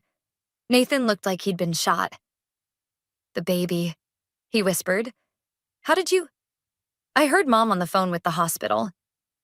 Eli's voice was steady now. Another person you hurt trying to be something you're not. Grace stepped forward. Eli, honey. No. He turned to me. You're not better, Mom. You wanted revenge more than you wanted me to be okay. The truth of it hit like a physical blow. I sank onto the couch, the USB drive falling from my numb fingers. Nathan picked it up, stared at it like it held answers. Then, slowly, he walked to the kitchen. We heard the garbage disposal grind. When he returned, something had changed in his face. I'm sorry, he said to Eli. For everything. And you're right, I've been trying to fix the wrong things. He turned to me. I'll sign whatever you want. Full custody, asset division, all of it. No conditions. Why? I managed. Because he deserves better. Nathan looked at our son. Because you both do. Eli's shoulders sagged like a weight had lifted. What about Maggie? I'm going to the hospital now. Nathan moved toward the door. To do what I should have done months ago. Take responsibility. He paused at the threshold. I know it doesn't fix anything, but I am sorry. For becoming everything I promised I wouldn't be. After he left, Eli sat between me and Grace on the couch. No one spoke. The tick of the clock marked moments passing, a family reshaping itself in the aftermath of destruction. Finally, Eli took my hand. Can we start over? All of us? I thought about the evidence destroyed in our garbage disposal, about Nathan heading to face his responsibilities, about revenge and justice and the cost of both. Yes, I said, squeezing his hand. We can start over. Sometimes the greatest victory isn't in winning the war, but in knowing when to lay down arms. The envelope arrived on a Tuesday, hand-delivered to my office. Maggie's handwriting, slanted and urgent, covered both sides of the paper inside. I read it twice before calling Nathan. She's leaving the country. I know. His voice sounded tired.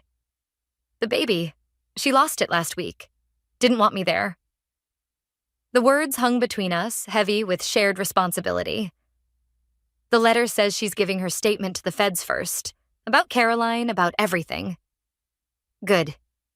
The simplicity of his response surprised me. It needs to end. I set the letter down, watched sunlight catch the divorce papers on my desk. Final hearing tomorrow. Have you told Eli? That Maggie's leaving? No. A pause. But I did tell him about the therapy. He seemed relieved. Through my office window, I could see Samantha in the conference room, rebuilding our firm from the ashes Oliver left behind. Life moved forward, whether we were ready or not. The trust fund paperwork came through, I said. Everything we could salvage protected in his name. Paisley, Nathan's voice cracked. I never meant... I know. And somehow finally I did. Neither did I. The door opened and Eli walked in, fresh from school, Grace hovering behind him. He'd started doing that, checking in, making sure we were both still here, still trying. Mom? He gestured at my phone. Is that Dad? I nodded. He held out his hand for the phone and I gave it to him, watching his face as he listened to whatever Nathan was saying. Okay, he said finally. Yeah, I'll be there. Both days. A pause. I know, Dad. Me too. He handed the phone back without ending the call. Nathan and I listened to each other breathe for a moment. The hearing, I said finally. 9 tomorrow. I'll be there. He cleared his throat. Caroline surfaced in Geneva. The Swiss authorities. I don't care. The truth of it surprised me. Let her run. Let her hide. It's not our story anymore. After we hung up, Eli perched on my desk, picking up Maggie's letter. Is she okay? She will be. I took the letter back. Sometimes people need to leave to find themselves again. Like you and Dad? No. I met his eyes. We're not leaving. We're just changing how we stay. Grace stepped forward, her hand on Eli's shoulder. Ready for dinner? I thought we could try that new place by the park. Actually, Eli looked at me. Could we get pizza? At home? Like we used to? The simplicity of his request hit harder than any revenge ever had. Of course. Later, watching Eli and Grace argue over the last slice, I opened my laptop and typed, Dear Maggie, I received your letter. You're right. There are no winners in this story. But maybe there can be survivors. I hope you find what you're looking for. We'll make sure your statement reaches the right people. Take care of yourself. Paisley. My phone buzzed. Nathan sending Eli's therapy schedule. 2 sessions a week, alternating which parent attended. Small steps toward whatever came next. Another message followed. Found Oliver's last letter. You should read it. Some truths need to be known, even if they hurt. I closed my laptop without responding. Tomorrow would bring enough truth, in courtrooms and therapy sessions, in careful conversations and cautious hopes. Mom? Eli held out a pizza slice. Last piece. Want to share? I moved to the couch, settling between him and Grace. Always. The word felt like a promise, like forgiveness, like the beginning of something we hadn't quite named yet. Not happiness, exactly. Not redemption, but maybe understanding. Grace squeezed my hand and I thought about Oliver's letter waiting in Nathan's office. About Caroline running with blood money. About Maggie starting over somewhere new. Some stories don't end with justice or revenge. They end with pizza on a Tuesday night, with therapy appointments and trust funds, with the slow, careful work of rebuilding what betrayal broke. And maybe that's enough. Eli leaned against my shoulder, already half asleep. Outside, the city hummed with other people's stories, other betrayals, other chances at redemption. But this one, this messy, painful, hopeful story, was ours. And we were finally learning how to tell it honestly. The crumpled paper trembled between my fingers, its yellowed edges threatening to disintegrate. My father's handwriting, always precise and measured, had deteriorated into frantic scrawls across the page. I'm Lillian, and until today, I thought I knew everything about my family's past. Being a middle school principal taught me that appearances rarely tell the whole story, but I never expected to apply that lesson to my own father. The attic had always been my refuge during difficult moments. The musty air and dim light created a cocoon where I could sort through my thoughts, usually while organizing old photographs or sorting through forgotten treasures. Today, I'd come up here to escape the growing tension with my husband Walter, who'd been acting strange for weeks. Instead of peace, I found chaos, A knocked-over box had spilled its contents across the wooden floorboards. Letters, dozens of them, scattered like fallen leaves. One caught my eye. The date matched my 18th birthday, but the words inside shattered everything I believed about my father. "The money was never meant for the school fund," the letter read. "Raymond trusted me. God help me, what have I done?" My hands shook as I picked up another letter, then another. Each one revealed more pieces of a puzzle I never knew existed. My father, the respected community leader, had apparently betrayed Raymond, our neighbor of 20 years, in some kind of financial scheme. "You shouldn't be up here." I whirled around to find my sister Madison standing at the top of the attic stairs. Her artist's smock was splattered with fresh paint, but her face was drained of color. "How long have you known?" I asked, holding up the letters. "Known what?" Her voice wavered slightly. The lie danced in her eyes. "About Dad and Raymond. About whatever happened with the school fund." My sister's fingers played with her paintbrush, leaving crimson streaks on her palm. "Some things are better left buried, Lil." Mom's finally starting to smile again. "Evelyn's doing well in school. Why dig up old graves?" "Because they're not as buried as you think." I pulled out my phone, showing her the symbol I'd found sketched in the margins of several letters, the same one I'd spotted Raymond wearing as a pendant just yesterday. Madison stepped closer, her breath catching. "Where did you find these?" "They were hidden behind Dad's old filing cabinet. But that's not the point. Why didn't you tell me?" "Because you were always his golden child." The words shot out like poison darts. His perfect daughter who could do no wrong. Some of us had to carry the real weight of his mistakes. Before I could respond, a floorboard creaked behind me. A shadow moved in my peripheral vision, gone before I could turn fully around. Madison's face had turned ashen. "We're not alone up here," I whispered. "Impossible. The only other person home is—" She stopped abruptly. "Who?" "Walter. He said he needed to work from home today." My stomach twisted. Walter, who'd been secretly checking his phone all week. Walter, who I'd caught whispering on late-night calls. Walter, who somehow knew things about my father's past that I never told him. "I need to go," Madison said quickly, already backing toward the stairs. "Just be careful, Lil. Some secrets protect people we love." She disappeared downstairs before I could stop her, leaving me alone with the letters, the creaking attic, and the growing certainty that my father's past was about to collide violently with my present. I gathered the letters with trembling hands, tucking them into my jacket. As I turned to leave, something caught my eye. A fresh footprint in the dust, pointing toward the corner where we kept our family's old safe. Someone had been searching up here before me, and somehow I knew they weren't finished. The Sunday brunch tradition at my mother's house had always felt like walking through a minefield. Today, with the weight of those letters pressed against my chest in my jacket pocket, each step felt deadly. My mother bustled around her kitchen, arranging pastries on her prized china plates. "Lillian, dear, help Madison set the table."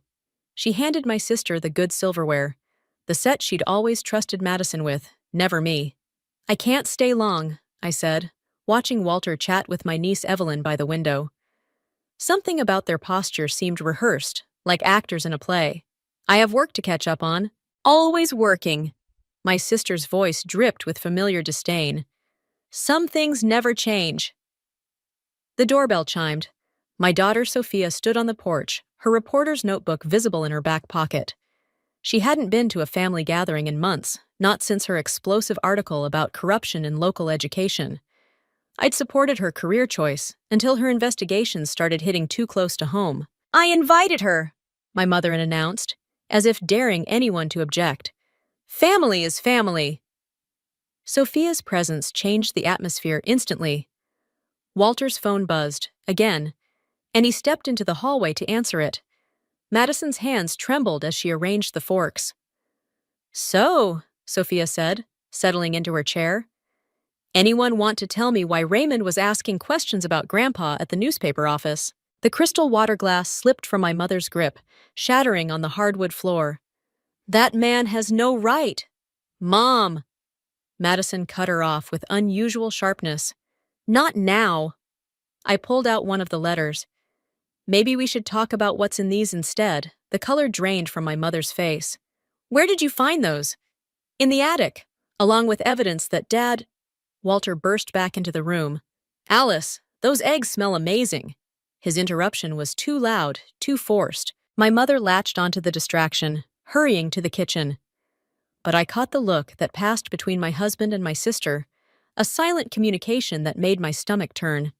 Interesting timing, I said, watching Walter's face. That phone call. Work emergency. He wouldn't meet my eyes. On a Sunday? Sophia's journalist instincts were clearly triggered.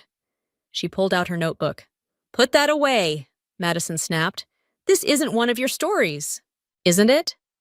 My daughter's pen hovered over the page.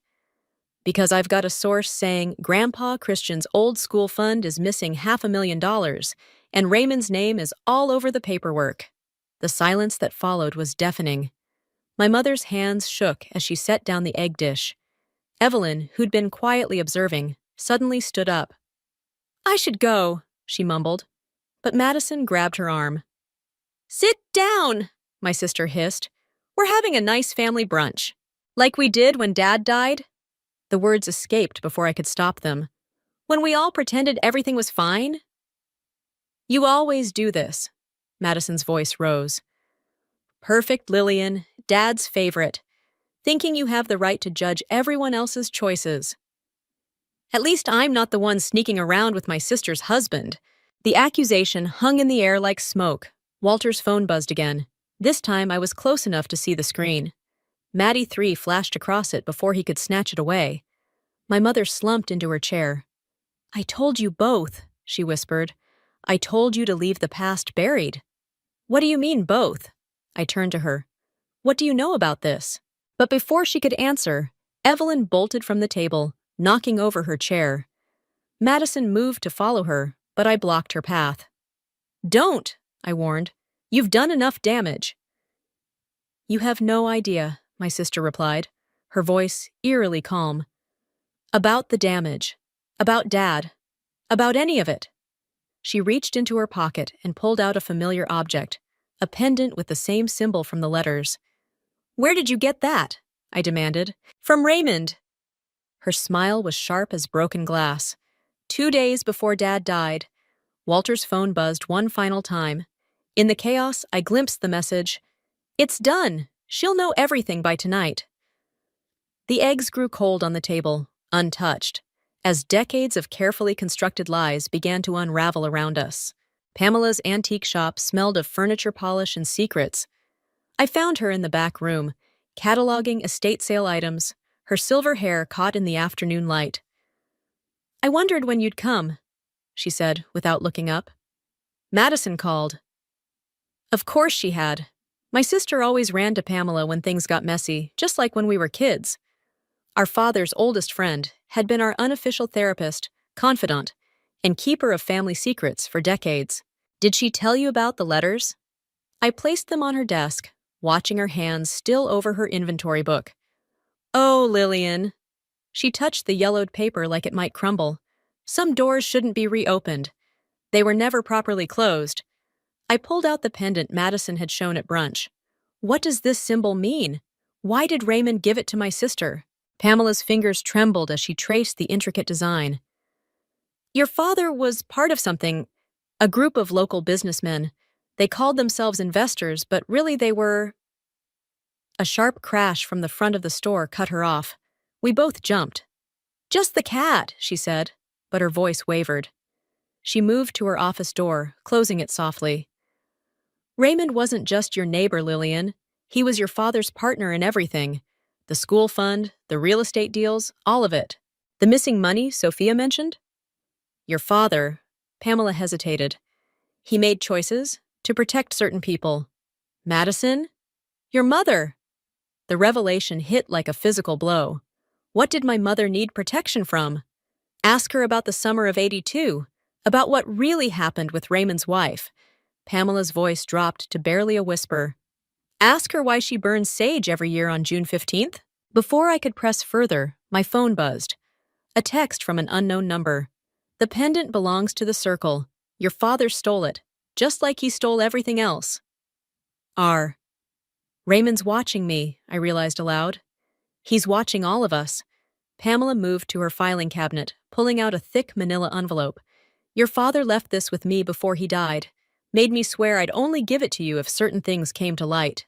As I reached for it, another crash echoed from the store. Closer this time. Deliberate. Someone's here, Pamela whispered, clutching the envelope to her chest. Take the back door. Don't let anyone see you with this. What's in it? The truth about the school fund, about Raymond's wife, about why your mother... She stopped abruptly as footsteps approached. Go, now. I slipped out the back door just as I heard a familiar voice enter Pamela's office. Walter. Where is she? My husband demanded. Gone home, I expect. Pamela's voice was steady now, practiced. She left these letters. Perhaps you'd like to explain why your name is mentioned in them? I wanted to stay, to hear his response, but movement in the alley caught my eye. A figure in black ducked behind a dumpster. My phone buzzed again. Stop digging or else. R. The manila envelope felt heavy in my hands as I hurried to my car. Inside, decades of secrets waited to be unveiled. But as I reached for my keys, I noticed something wrong. The driver's side door was slightly ajar. On my seat lay a single photograph, my father and Raymond standing before a burning building. On the back, in my mother's handwriting, the night everything changed. The image blurred as tears filled my eyes. Not from sadness, but from rage. Every memory of my childhood now felt tainted. Every family dinner, a carefully orchestrated lie. My phone buzzed one final time, but this message wasn't from Raymond. Mom knows you have the envelope, Madison wrote. She's on her way to your house. Don't let her in. Don't let her near those documents. She'll burn them like she burned everything else. I started the car, my hands shaking on the steering wheel. In my rearview mirror, I caught a glimpse of Walter emerging from Pamela's shop, phone pressed to his ear, his face twisted with urgency. The race to uncover the truth had begun. But as I pulled away from the curb, I couldn't shake the feeling that I was driving straight into a trap that had been set decades ago, waiting patiently for this exact moment to spring shut. I'd been tailing Walter's car for 20 minutes when Jack called. My best friend's timing had always been impeccable. Your husband just walked into the Grand Hotel, he said without preamble. Room 412.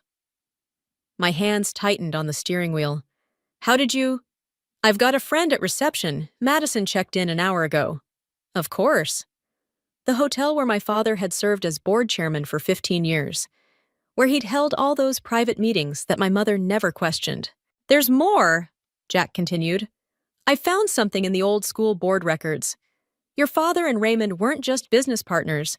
They were co-trustees of a private account, one that disappeared the day Raymond's wife died. The manila envelope from Pamela sat heavy in my passenger seat. I might have something that explains that. Don't open it alone. Jack's voice dropped. Raymond's been asking questions at the school about you. A sleek black car pulled into the hotel parking lot. Through the tinted windows, I glimpsed my mother's distinctive silver hair.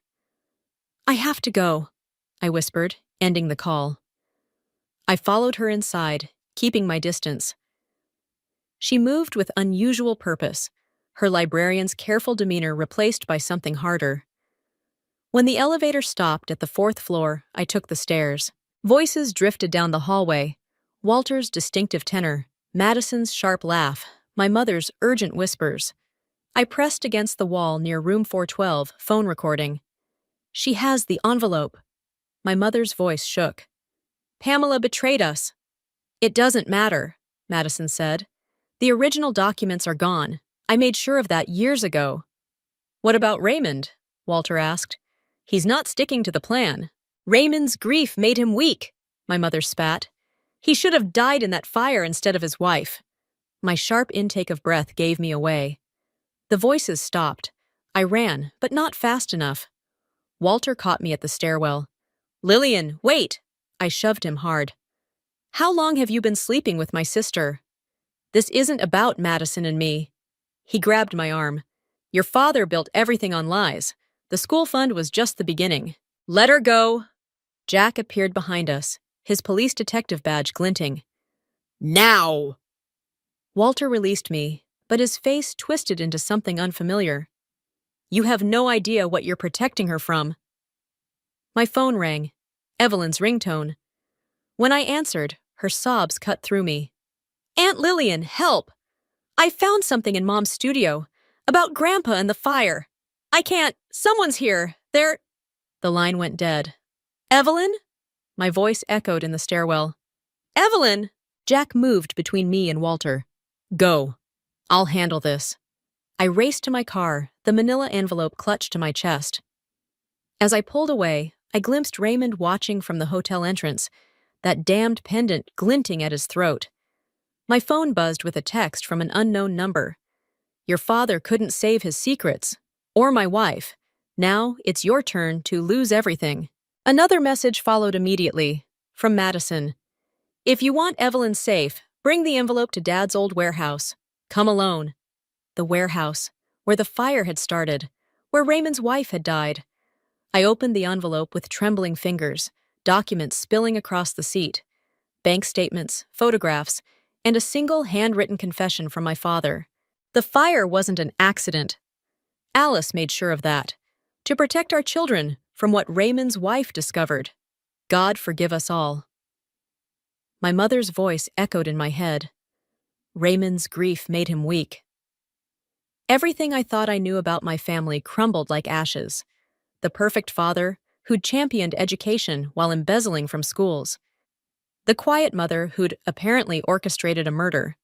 The sister who'd seduced my husband to access family secrets. And now they had Evelyn. My phone buzzed one final time. A photo from Raymond. The pendant, covered in fresh blood. The warehouse loomed ahead, its abandoned shell a monument to decades of lies. As I parked, I noticed Jack's car already there, empty. Sometimes the biggest betrayals come from those closest to us. I grabbed my father's confession and stepped into the shadows, ready to face whatever truth waited inside. The warehouse air reeked of old smoke and fresher betrayals. My flashlight beam caught dust motes dancing through empty spaces where machinery once stood, before the fire claimed everything. Evelyn? My whisper echoed off corrugated metal walls. A sob answered from the darkness. I found my niece huddled behind a rusted conveyor belt, clutching something to her chest. They're all lying, she choked out. Mom, Walter, everyone! Look what I found in the studio! She thrust a metal box at me. Inside lay photographs. My father and Raymond shaking hands outside the warehouse, my mother standing between them. The date stamp showed one day before the fire. There's more! Evelyn pulled out a leather-bound journal. Mom's been writing everything down. About Grandpa's schemes, about Raymond's wife finding proof of the embezzlement, about... Footsteps scraped concrete behind us. Jack emerged from the shadows, his detective's badge catching my flashlight beam. You shouldn't have brought her into this, he said. But he wasn't talking to me. Evelyn's face hardened. I had to know the truth. The truth? Madison's voice cut through the darkness. My sister stepped into view, Walter close behind her. You mean how Dad chose Lillian over everyone else? How he left her in charge of everything while the rest of us got nothing? That's not what happened. I moved between them and Evelyn. The envelope from Pamela proves... Proves what? Raymond materialized from another shadow, the bloody pendant swinging from his neck. That your father was a thief? That your mother murdered my wife to cover it up? No one murdered anyone, Jack said quietly. Sarah's death was ruled accidental, because Christian paid off the investigators. Raymond's laugh scraped like metal on bone. Just like he paid you to keep quiet all these years. I turned to Jack, the betrayal hitting harder than any physical blow. You knew? I tried to protect you. His hand moved toward his gun. All of you. Protect us? Madison's voice rose hysterically. While Walter and I struggled to keep the school running after Dad died, while Mom slowly lost her mind with guilt, the school! Evelyn's voice cut through the chaos. She held up a page from the journal. That's what Raymond's wife discovered. The money wasn't just embezzled, it was laundered through the school board, Through all of you. The truth crashed down like falling timber. My father's educational legacy, built on dirty money. My husband and sister, continuing the scheme. My mother's desperate act to protect it all. That's why you seduced Walter, I said to Madison, to keep the operation going. I loved him, she spat. More than you ever did, but someone had to maintain Dad's connections after he died. A metallic click echoed through the warehouse. Raymond aimed a gun at my chest. Enough talking. The envelope. Now. It's not here. I met his gaze steadily. But Sophia has copies of everything. One phone call and it all goes public. You're bluffing, Walter said, but uncertainty crept into his voice. My phone buzzed. A message from my daughter. Mom, I'm outside with the police. Give me a signal. No bluff. I held up my phone. It's over, all of it. You'll destroy everyone, Madison pleaded. Mom, the school, our whole family. This family destroyed itself long ago. I reached for Evelyn's hand. We just couldn't see it. Raymond's finger tightened on the trigger. Sarah deserved justice. Yes, I agreed. She did. The warehouse doors burst open, flooding the space with police lights. In the chaos that followed, Raymond's shot going wide, Jack tackling him, Madison screaming. I caught a glimpse of my mother standing in the doorway, her face a mask of resignation. I'm sorry, she mouthed, before turning away into the night. Sophia appeared at my side, notebook in hand, her journalist's eyes taking in every detail. Ready to tell the real story? I looked at Evelyn, still clutching her mother's damning journal, at Walter and Madison, being led away in handcuffs, at Jack, surrendering his badge. Yes, I said. Every word. My phone buzzed one final time. A video file from an unknown number, showing my father in this very warehouse, making the deal that would eventually destroy us all. The truth had finally come home to roost. The police interrogation room felt smaller with each passing hour. My reflection in the two-way mirror showed a woman I barely recognized, hollow-eyed, defeated. Let's go through it again, Detective Harris said, spreading photos across the metal table. My father's business records, the warehouse fire, Sarah's autopsy report. When did you first suspect your husband's involvement? Before I could answer, the door opened. Jack walked in, no longer wearing his badge. His face aged a decade in days. You need to see this. He placed a laptop in front of me. A video played, Walter in his office, speaking to someone off camera. Lillian can never know. My husband's voice crackled through the speakers. If she discovers what really happened that night, everything we built will collapse. The camera panned to reveal my mother, holding Raymond's pendant. She already suspects. Madison says. The footage cut off abruptly. My hands shook as I closed the laptop. There's more, Jack said quietly. The school board meeting minutes from the day before Sarah died. Your signature is on them. That's impossible. I wasn't even... Your father forged it, he interrupted. Made you an unwitting accomplice. Everything that happened after, the fire, Sarah's death, the missing money, it all leads back to that signature. The truth hit like a physical blow. I wasn't just a victim of my family's deception. I was part of it. My phone buzzed. A text from Sophia. Mom, Evelyn's gone. Madison's studio is empty. The journal's missing. Another message followed immediately from an unknown number. Your niece knows too much. Like mother, like daughter. History repeats. They're going to hurt her, I whispered. Like they hurt Sarah. We don't know that, Jack started, but Detective Harris cut him off. We found traces of accelerant matching the warehouse fire in Madison's studio. Recent purchases. The implications turned my blood to ice. My sister following our mother's deadly example. The interrogation room door opened again. Walter stood there, somehow looking both defeated and dangerous. 5 minutes, Detective Harris said, leaving us alone. I never wanted this, Walter said. Your father built an empire on lies, but it was Madison who... Save it! I pushed away from the table. Where's Evelyn? Safe. For now. He placed a USB drive between us. Everything's here. The real records. The proof of what your father did, what we all did. But if this goes public, you'll go down with us. That signature? You really think I care about that now? My voice cracked. Sarah died because of our family's lies. Evelyn could be next. My own sister is protecting what's hers, he finished. What your father promised her before he died. My phone buzzed again. Raymond? Time's running out. Meet me where it started. Alone. Walter noticed my expression change. Don't trust him. He's been playing both sides since the beginning. Like you have? His face hardened. I loved you once, before I knew what your family really was. And Madison? She understood the price of power. He reached for the USB drive. Last chance. Walk away. Let the past stay buried. I grabbed his wrist.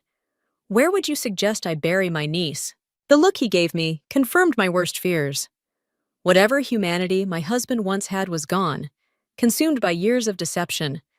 My phone lit up with a final message, from my mother. I'm sorry, Lillian. I tried to protect you from this legacy, but some sins demand payment in blood. Attached was a photo of Evelyn, unconscious, Raymond's pendant around her neck. In the background, Madison's art studio blazed with familiar flames. Time's up! Detective Harris called through the door. I stood, leaving the USB drive untouched. Walter's hand shot out to grab my arm. You can't save everyone, he warned. I'm not trying to save everyone, I replied, pulling free. I'm trying to save what's left of my soul. As I walked out, Jack fell into step beside me. You know this is probably a trap. Of course it is. I checked my phone's GPS, marking the studio's location. But sometimes the only way through hell is to burn with it. Behind us, Walter's voice carried one final warning. Some fires can't be extinguished, Lillian. They can only consume. He was right about one thing. This fire would consume everything. But this time, I would choose what burned. Madison's studio blazed against the night sky, flames licking at memories and lies alike. Through the smoke, I spotted Raymond standing in the doorway, his pendant catching the firelight. She's inside, he said, gesturing toward the inferno. With your mother. I pushed past him, but his grip on my arm stopped me. Sarah died trying to expose the truth. Now history repeats itself. Where's Evelyn? Ask Alice. She's the one who orchestrated everything, both times. The heat pressed against my face as I entered the burning studio. Through the smoke, I made out two figures.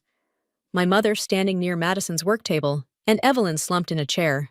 It had to end here, my mother said, her librarian's composure cracking. Where it all started. The warehouse fire wasn't an accident. I moved closer, checking Evelyn's pulse. Still strong. You killed Sarah to protect Dad's secrets. I killed her to protect you. She held up a familiar leather journal. Sarah found proof that your father had forged your signature. She was going to destroy everything, your career, your future. So you destroyed her instead. Madison helped. My mother's laugh bordered on hysteria. She always understood what had to be done. Unlike you. A support beam crashed nearby, showering sparks. Evelyn stirred, coughing. And now? I asked, positioning myself between them. Another convenient accident? Evelyn knows too much. Madison emerged from the smoke, Walter close behind her. About Dad, about the school fund, about Sarah. About you and Walter? I challenged. About how you've been embezzling money since Dad died?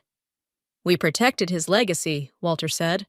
While you played principal, we kept the machine running. By stealing from children? By surviving! Madison screamed.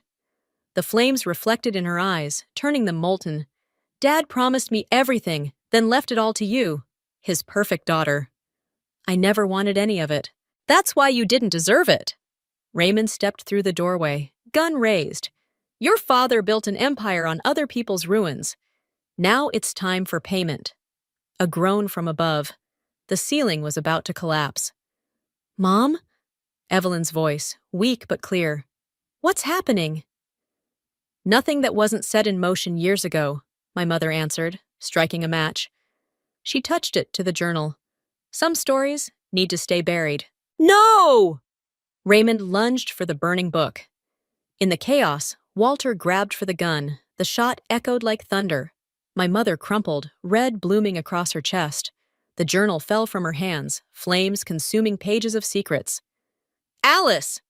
Madison rushed forward, but another beam crashed down, separating us. Through the inferno, I locked eyes with Raymond. "Sarah wasn't trying to expose Dad, was she? She was trying to expose you." His face twisted. "She was going to ruin everything we'd built together. Christian and I, we had a system until he got greedy." "So you set him up," I realized. "The forged signature, the missing money, all of it. And your mother played right into my hands." He aimed the gun at Evelyn. "Like mother, like daughter." The ceiling groaned again. We had minutes, maybe seconds. "Lillian!" Jack's voice cut through the roar of flames. "Fire department's here. Get out now!" I grabbed Evelyn, pulling her up. "It's over, Raymond. Sophia has everything. The real documents, security footage from the warehouse, Sarah's original notes." "Then we all burn together," he snarled, finger tightening on the trigger. The gunshot mixed with the sound of shattering glass as water from the fire hoses burst through the windows. In the chaos, Madison tackled Raymond.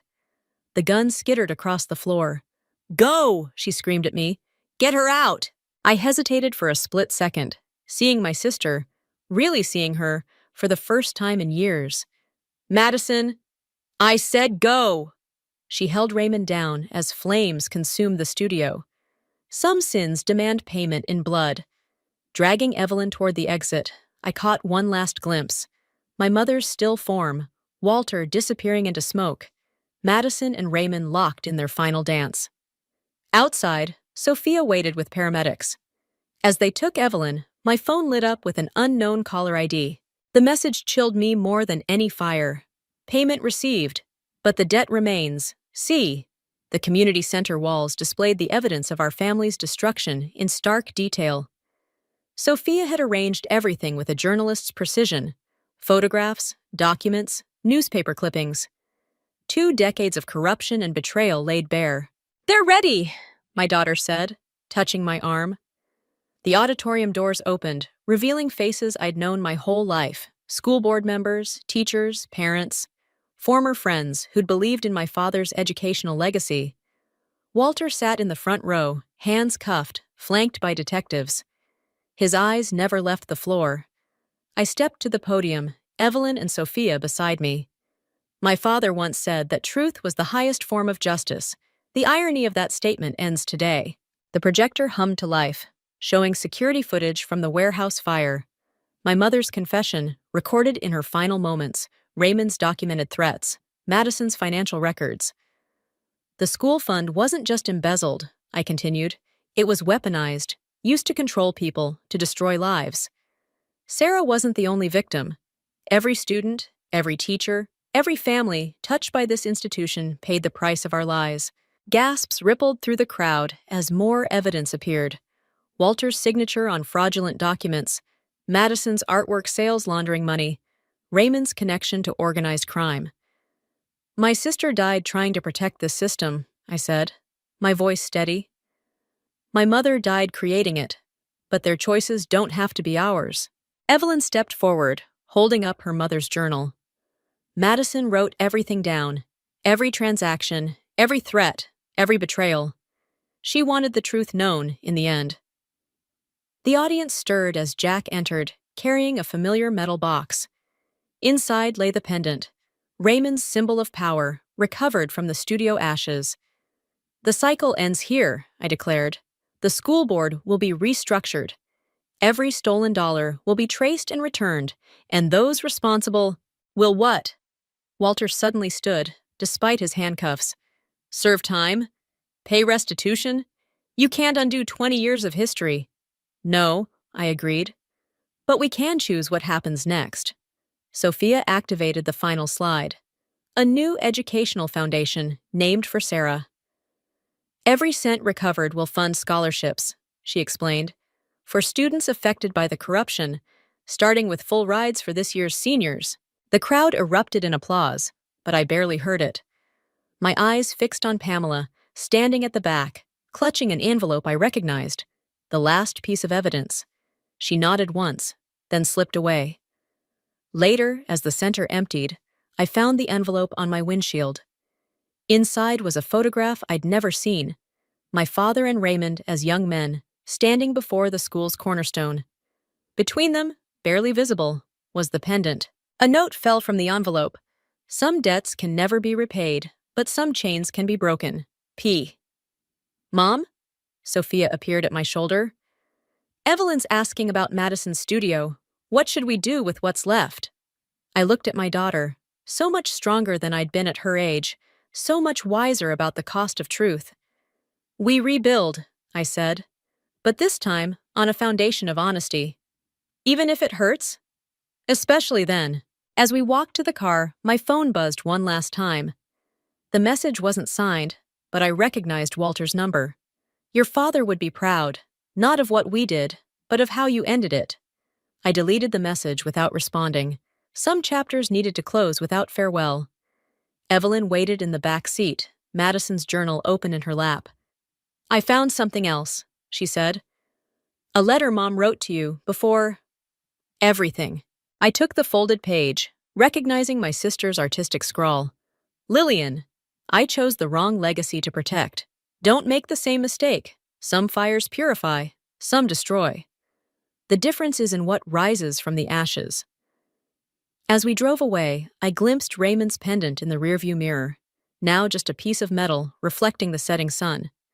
Its power, like our family's secrets, had finally burned away. But on my windshield, one final note appeared. Truth has a price. Are you ready to pay it? C. The future stretched ahead, uncertain but unburdened by lies. Sometimes, I realized, the heaviest chains are the ones we forge ourselves. And sometimes, breaking them requires burning everything we thought we knew. Money has a way of revealing truths we'd rather keep buried. I learned this the hard way on a Tuesday afternoon while sorting through a stack of bank statements at my kitchen table. The numbers didn't add up. They hadn't for months. But today was different. Today, I finally saw the pattern. I'm Juliet, and until this moment, I thought I understood my life. Quiet, predictable, safe. The way I liked it after losing my parents young. But there it was, staring back at me from the paper. Thousands of dollars, vanishing in neat little transactions, always on the 15th of each month. Daniel? I called out, my voice steadier than I felt. Could you come here for a minute? My husband appeared in the doorway, laptop balanced on one arm, that familiar half-smile playing on his lips. What's up, honey? These withdrawals. I spread the statements across the table. They've been happening for almost 2 years. Where's the money going? His smile didn't waver, but something flickered behind his eyes. Business expenses. You know how it is with the new venture. Business expenses don't come from our joint savings account. I tapped the paper, and they don't always total exactly $5,000. Daniel set his laptop down, his movements deliberate. Are you monitoring my spending now? I'm trying to organize our finances. The words felt hollow, rehearsed. These withdrawals total over $100,000. You never cared about the finances before. He leaned against the doorframe, arms crossed. What's changed? Maybe I should have. I met his gaze. Maybe I trusted too much. He laughed, but it wasn't the warm sound I'd grown to love over our 7 years together. You're being paranoid, Jules. This is exactly why I handle the money. You get worked up over nothing. Nothing? The word tasted bitter. Show me the business records then. Prove it's nothing. I don't have to prove anything. His voice hardened. This is my business, my work. You're a librarian, Juliet. What do you know about running a company? The condescension in his tone made my skin crawl. I thought of all the times he'd dismissed my concerns, wrapped them up in pretty explanations that never quite made sense. Your parents know about these withdrawals? His face changed then, something ugly flashing across it. Leave them out of this. My parents have nothing to do with our marriage. Funny how they always seem to be involved in everything else. I stood up, gathering the statements. Especially when it comes to money. Daniel crossed the room in 3 quick strides, snatching the papers from my hands. Enough. I won't stand here and be accused by my own wife. This conversation is over. No, I said quietly. I don't think it is. He turned back, his expression dangerous.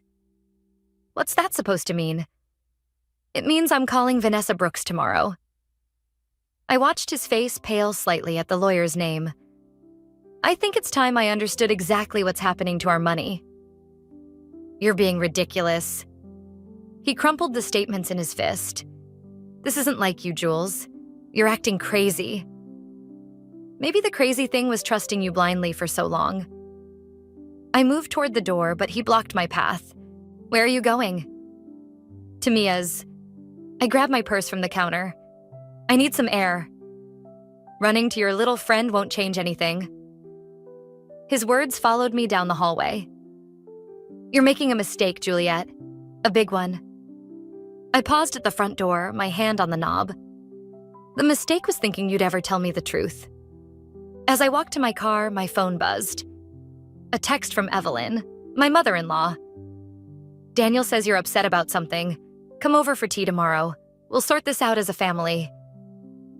I deleted the message without responding. Family. Such a simple word for such a complicated web of lies.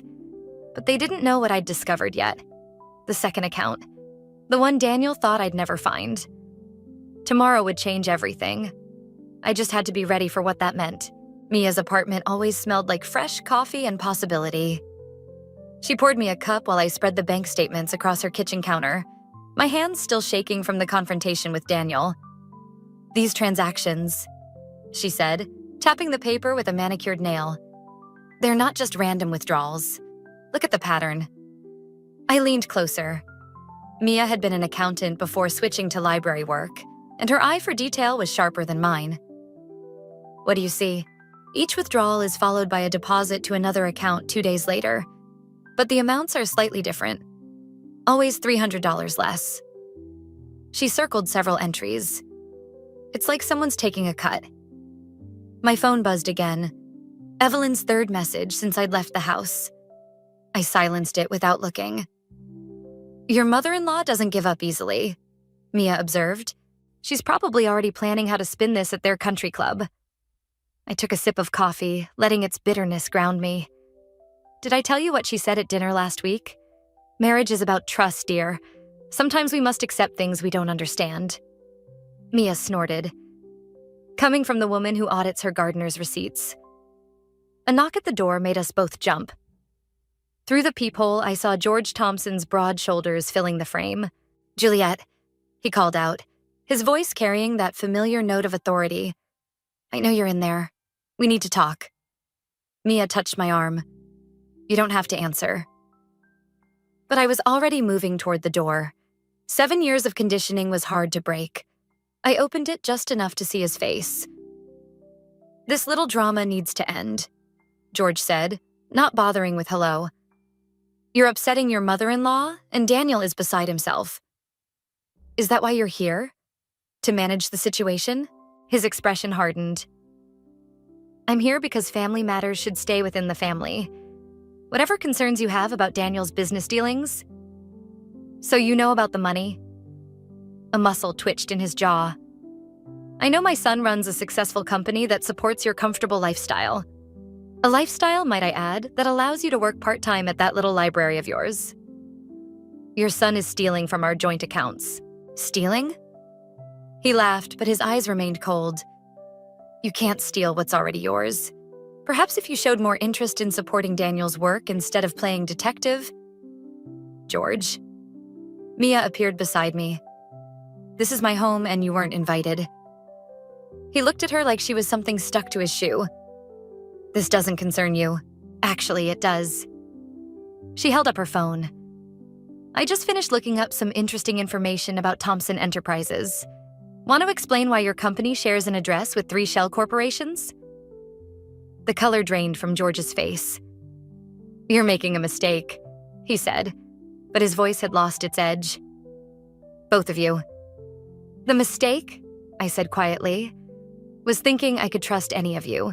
After he left, Mia pulled up more records on her laptop. There's something bigger here, Jules. These shell companies, the regular withdrawals, it's too organized to be simple embezzlement. My phone lit up with a text from Daniel. Dad told me what happened. Stop this now or you won't like the consequences. They're scared, I realized. All of them. But why? Mia's printer whirred to life, spitting out page after page of financial records. Let's find out. That night, I didn't go home. Instead, I sat with Mia until dawn, piecing together the puzzle of my husband's deception. Each document revealed new questions.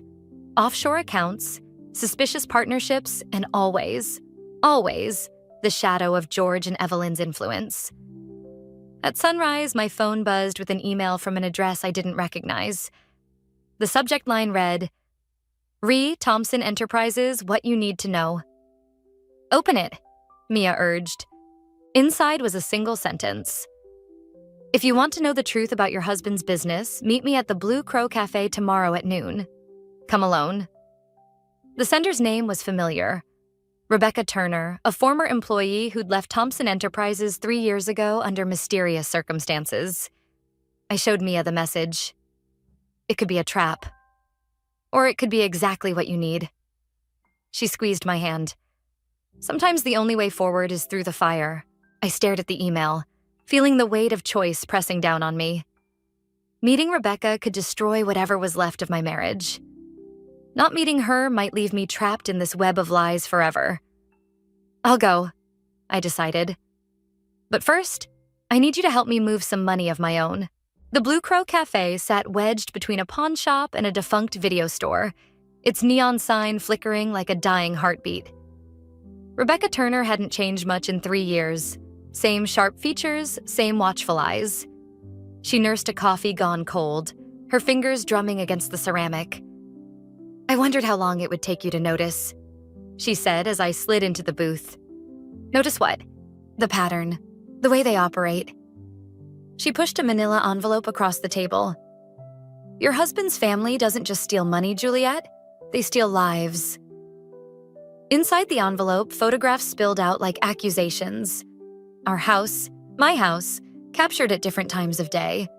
Men in expensive suits entering through the side door when I should have been at work. Except I recognized one Tuesday timestamp. I'd called in sick that day. They're using your home as a meeting point, Rebecca said, just like they used my apartment when I worked for them. The difference is I figured it out faster. My coffee arrived, but the smell turned my stomach. Why didn't you go to the police? With what? Photographs of rich men entering a private residence? Her laugh was hollow. The Thompsons own half this town, including most of the police force. Why do you think I left? You didn't leave. The realization hit like ice water. They forced you out. She pulled up her sleeve, revealing a thin scar running from wrist to elbow. Daniel has a temper when things don't go his way. Something tells me you've started to notice that too. My phone buzzed. Daniel. Where are you? Mother's waiting for lunch. Don't answer, Rebecca warned. The moment they know you're with me, the cafe's door chimed. George Thompson's familiar silhouette filled the entrance, and behind him, 2 men I'd seen in the photographs. Juliet. George's voice carried across the room like a threat. This is disappointing. Rebecca was already moving, sliding out of the booth. Back door. Now. We made it 3 steps before one of the men blocked our path. Miss Turner, he said, this is a private family matter. Everything's private with the Thompsons, she spat, until someone ends up dead. The cafe had gone silent, other patrons suddenly fascinated by their meals. George approached slowly, hands raised like he was calming a spooked animal. Whatever she's told you, he said to me. Remember who your family is. Family? The word tasted like poison. Is that what you call this? Your husband is worried sick. Come home, let's discuss this properly. Like you discussed things with Rebecca? His expression hardened. That situation was unfortunate. That situation was attempted murder, Rebecca cut in. Tell her, George.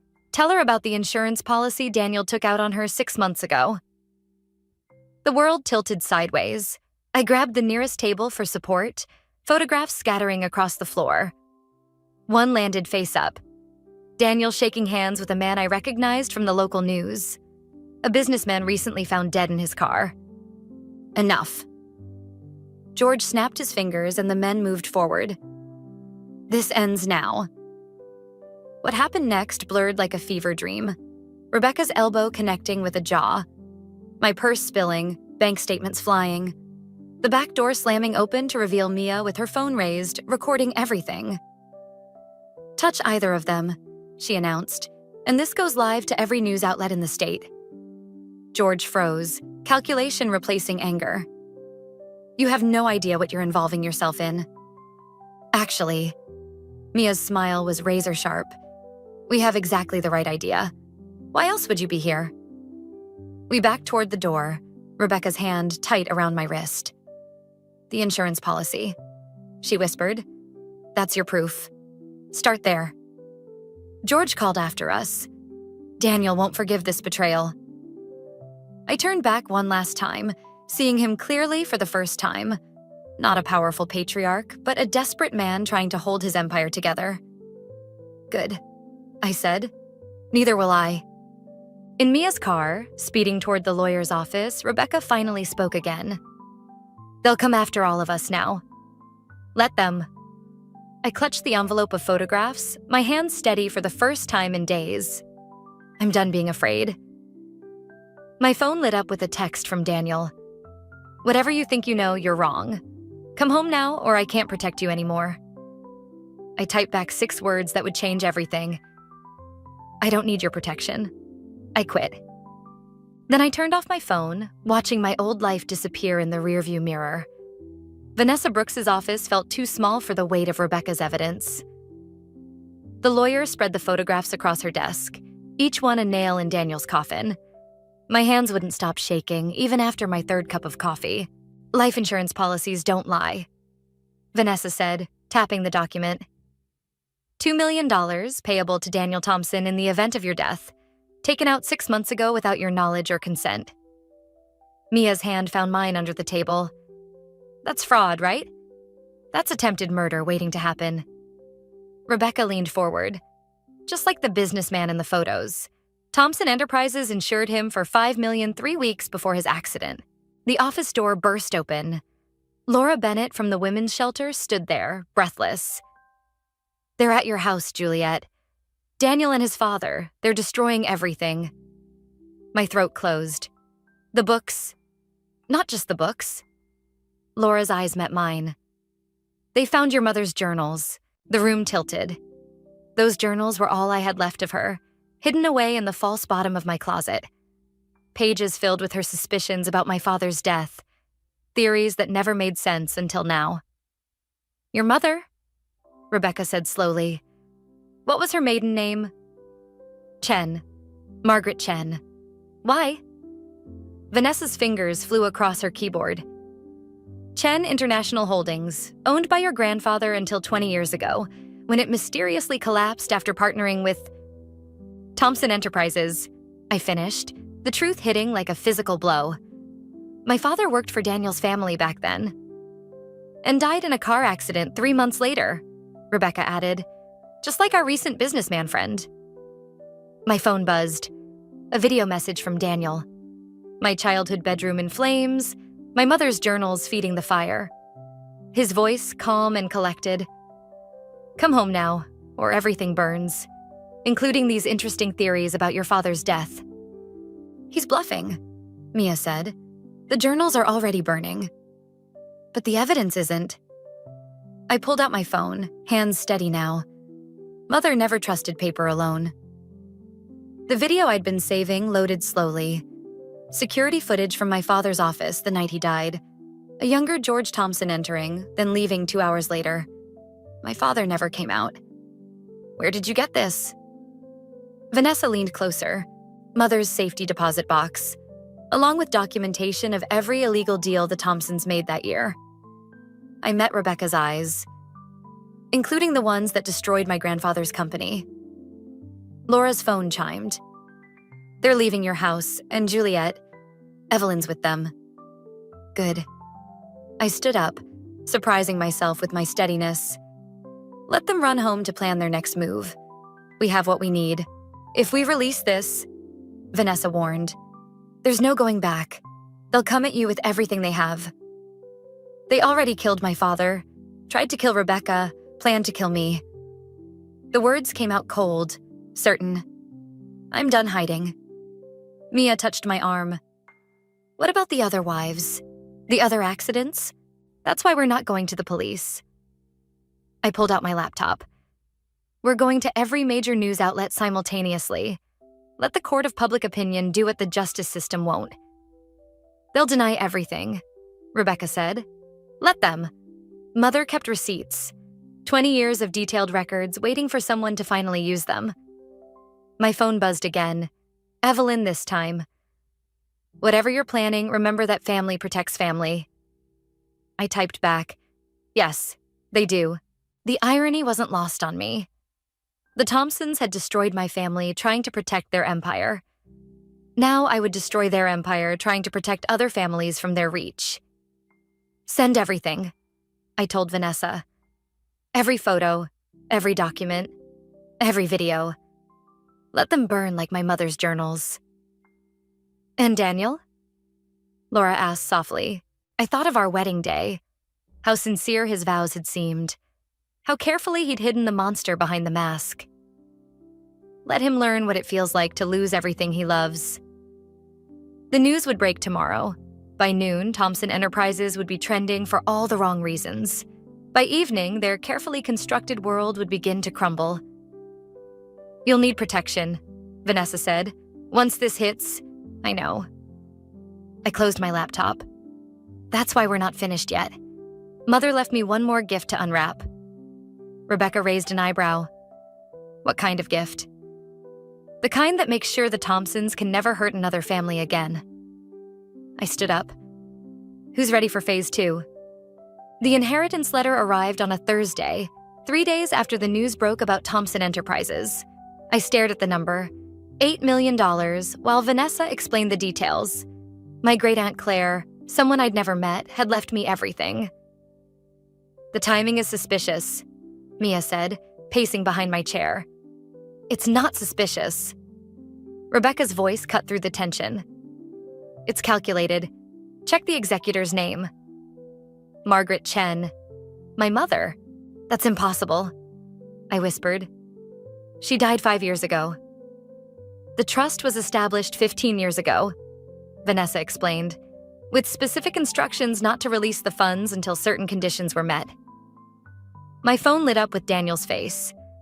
His 5th call since the story broke about Thompson Enterprises' connection to 3 suspicious deaths. I let it ring. What conditions? I asked.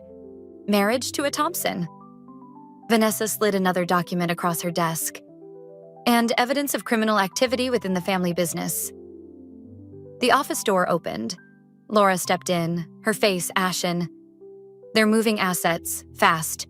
Daniel just cleared out your joint accounts and listed your house for sale. My hands curled into fists. He can't sell the house without my signature. He can with this. Laura held up a document. My signature, perfectly forged, dated 3 days ago. The room spun. Everything I'd thought I was achieving. Every step ahead I believed I'd taken. It had all been part of someone else's plan. My mother's plan. There's more, Rebecca said quietly. The business that collapsed 20 years ago? Your grandfather's company? It didn't just fall apart. It was systematically dismantled by the Thompsons piece by piece using inside information from my father. I finished. Before they killed him. My phone buzzed again. Evelyn. The inheritance belongs to the family. Daniel is your husband. Don't force us to take legal action. A laugh bubbled up, bitter and sharp. They think they can threaten me into handling over the money. They can try, Vanessa said. But your mother was thorough. The trust has one final condition. All assets are forfeit if you remain married to Daniel Thompson. The pieces clicked into place. My mother hadn't just left me money, she'd left me a weapon. How long? I asked. To divorce him? 30 days from receiving the inheritance notification. After that, the money goes to a women's shelter building fund. My phone chimed with an email. Security footage from my house. Daniel and George carrying boxes of documents to their car. In the background, Evelyn supervised as movers loaded my furniture.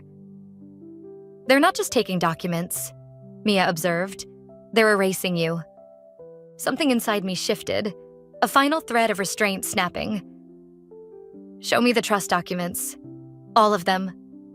Vanessa hesitated. There's a reason your mother waited until now. Once you see everything, I need to know.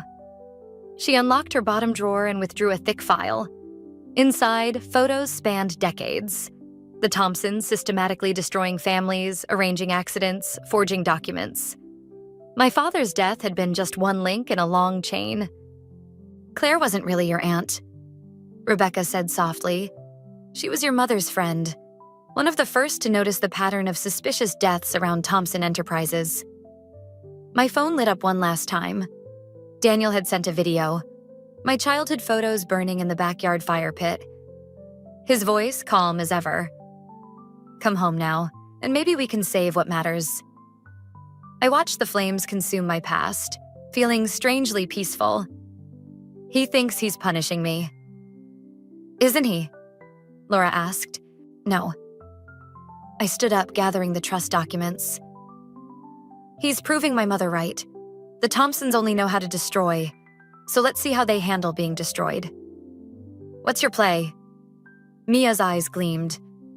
First, we leak the divorce filing. Let them scramble to protect their precious prenup. I pulled out my phone, composing a text to Evelyn. Then we show them what real power looks like. They'll retaliate, Vanessa warned. Good. I hit send on the text. Thank you for making this easy. See you in court. The response came instantly. Don't do this, Juliet. Family protects family. I thought of my mother spending 15 years orchestrating this moment from beyond the grave. Of my father, trying to expose the truth until it killed him. Of Claire, sacrificing her fortune to give me the means to finish what they started. You're right, Evelyn, I whispered to myself.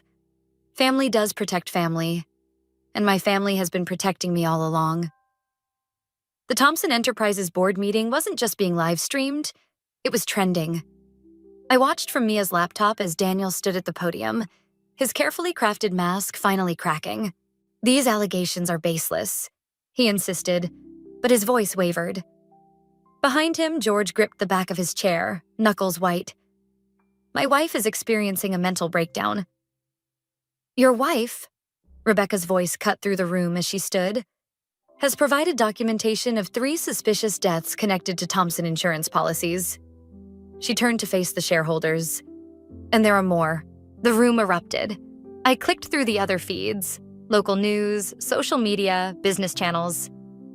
The story was everywhere. Daniel's face, George's crimes, Evelyn's complicity. 20 years of carefully hidden secrets, exposed in 20 minutes. My phone buzzed. Laura. They're at the shelter, armed. The world tilted sideways. The women's shelter, where we'd hidden the original documents, where 3 of Daniel's other victims were staying, where Laura was supposed to be safe. They're desperate, Mia said, grabbing her keys. They know they're losing everything. Not everything. My voice sounded distant, even to myself. Not yet. We were 3 blocks away when the first gunshot echoed. Police sirens wailed in the distance, too far to help. Through the shelter's windows, I caught glimpses of movement. Laura and the others huddled in the back office, Daniel's men searching room by room. The safe room, I whispered. If they can make it to the basement, another shot. Glass shattered somewhere inside. Juliet, wait. But I was already moving, using my key to slip through the side entrance. The shelter's hallway stretched dark and endless. Voices drifted from above. Daniel's men coordinating their search. In the distance, Laura's office door stood ajar, a thin trail of blood leading inside. My phone lit up silently. Daniel. Did you think I wouldn't find them? That I'd let you destroy everything my family built? A floorboard creaked behind me. I turned to find Evelyn, her designer dress incongruous in the shelter's dim light. I tried to warn you, she said softly. Family protects family. Like you protected those other wives? The ones who discovered too much? Something flickered across her face. Doubt, maybe even guilt. We did what was necessary. So am I. Footsteps thundered down the stairs. Daniel appeared, flanked by two men I recognized from the photographs. His eyes were wild, his perfect composure shattered. The documents, he demanded. Where are they? Gone. I met his gaze steadily. Everything's already uploaded. Every death, every fraud, every cover-up. Your father's signature on my father's murder. Your signature on Rebecca's attack. You're lying. Check your phone. He did. The color drained from his face as notifications flooded in. News alerts, messages, his carefully constructed world imploding in real time. You could have had everything, he whispered. We could have given you the perfect life. Perfect? I laughed, the sound sharp and bitter. You killed my father. Planned to kill me. That was your idea of perfect? Daniel. Evelyn's voice shook. The police. Shut up, Mother. He raised the gun, his hand trembling slightly. This ends now.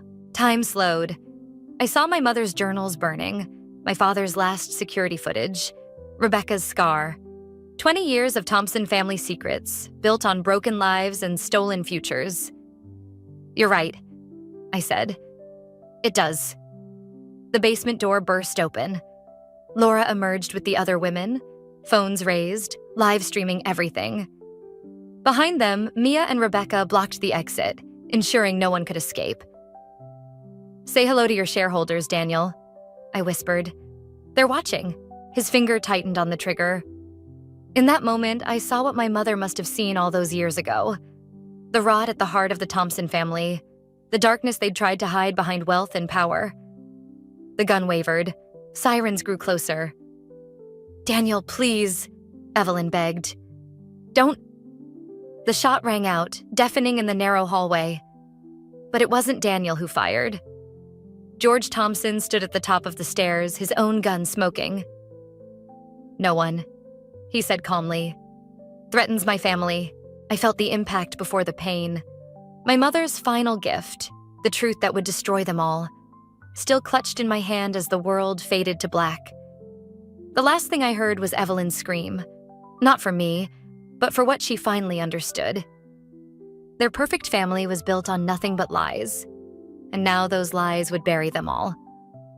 The hospital lights flickered overhead as I woke to find Evelyn Thompson sitting beside my bed.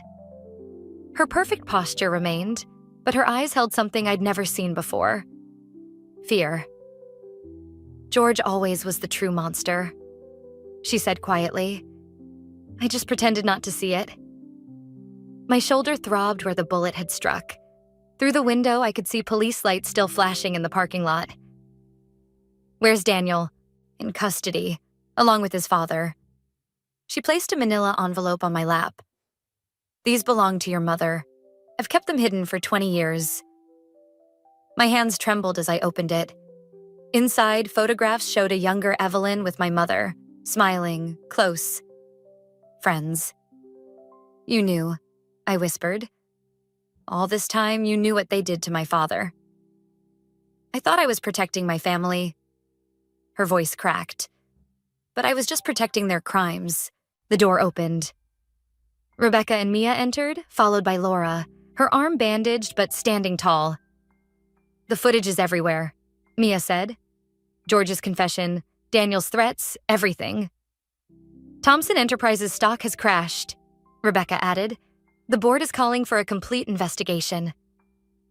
Evelyn stood, smoothing her skirt with shaking hands. They'll come for me too, as they should. Why now? I asked. After all these years, why help me? Because I saw myself in you. The same trap, the same gilded cage. She pulled out one final photograph, herself, young and bruised, with my mother standing protective beside her. Margaret tried to help me leave once. I chose fear instead. Chose to become what I feared.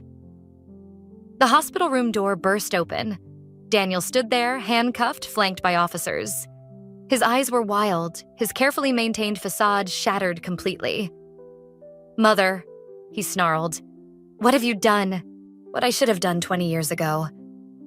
She turned to face him fully. "Your father didn't just kill James Moore. He killed part of me too, and I let him. Everything I did for this family." "No." Her voice was steel. "Everything you did for power, just like your father." I watched them, mother and son, their perfect world crumbling. Through the window, I could see George being led to a separate police car, his empire collapsing in real time. "The insurance policy," I said quietly. "Was that your idea or his?" Daniel's face contorted. "You were supposed to be grateful. We gave you everything. You gave me lies, just like you gave my mother lies, like you gave every woman you destroyed lies." "Daniel Thompson," one officer stepped forward, "you're being charged with conspiracy to commit murder, fraud." The charges continued, each one a nail in the coffin of the Thompson legacy. But Daniel's eyes never left mine. "I loved you," he whispered. "No." I met his gaze steadily. "You loved controlling me. There's a difference." As they led him away, Evelyn placed one last thing on my bed. A key. "To the lake house safe," she said. "Everything's there. Every crime, every victim, every cover-up. Use it wisely. They'll arrest you too." "Good." She straightened her shoulders. "Maybe prison will be more honest than the cage I built for myself." After she left, Laura sat beside me. "Your mother would be proud." "Would she?" I touched the photographs, these pieces of a past I never fully understood. All this revenge, all this pain. "This isn't just revenge," Mia interrupted. "This is justice. For your parents, for Rebecca, for all of them." My phone lit up with news alerts. Thompson Enterprises stock in freefall, investigations opening, victims coming forward. 20 years of carefully hidden crimes exposed in a single day. "What now?" Rebecca asked softly. I looked at the key Evelyn had left, thinking of all the evidence waiting to be uncovered. Of all the other families like mine, waiting for truth, for justice.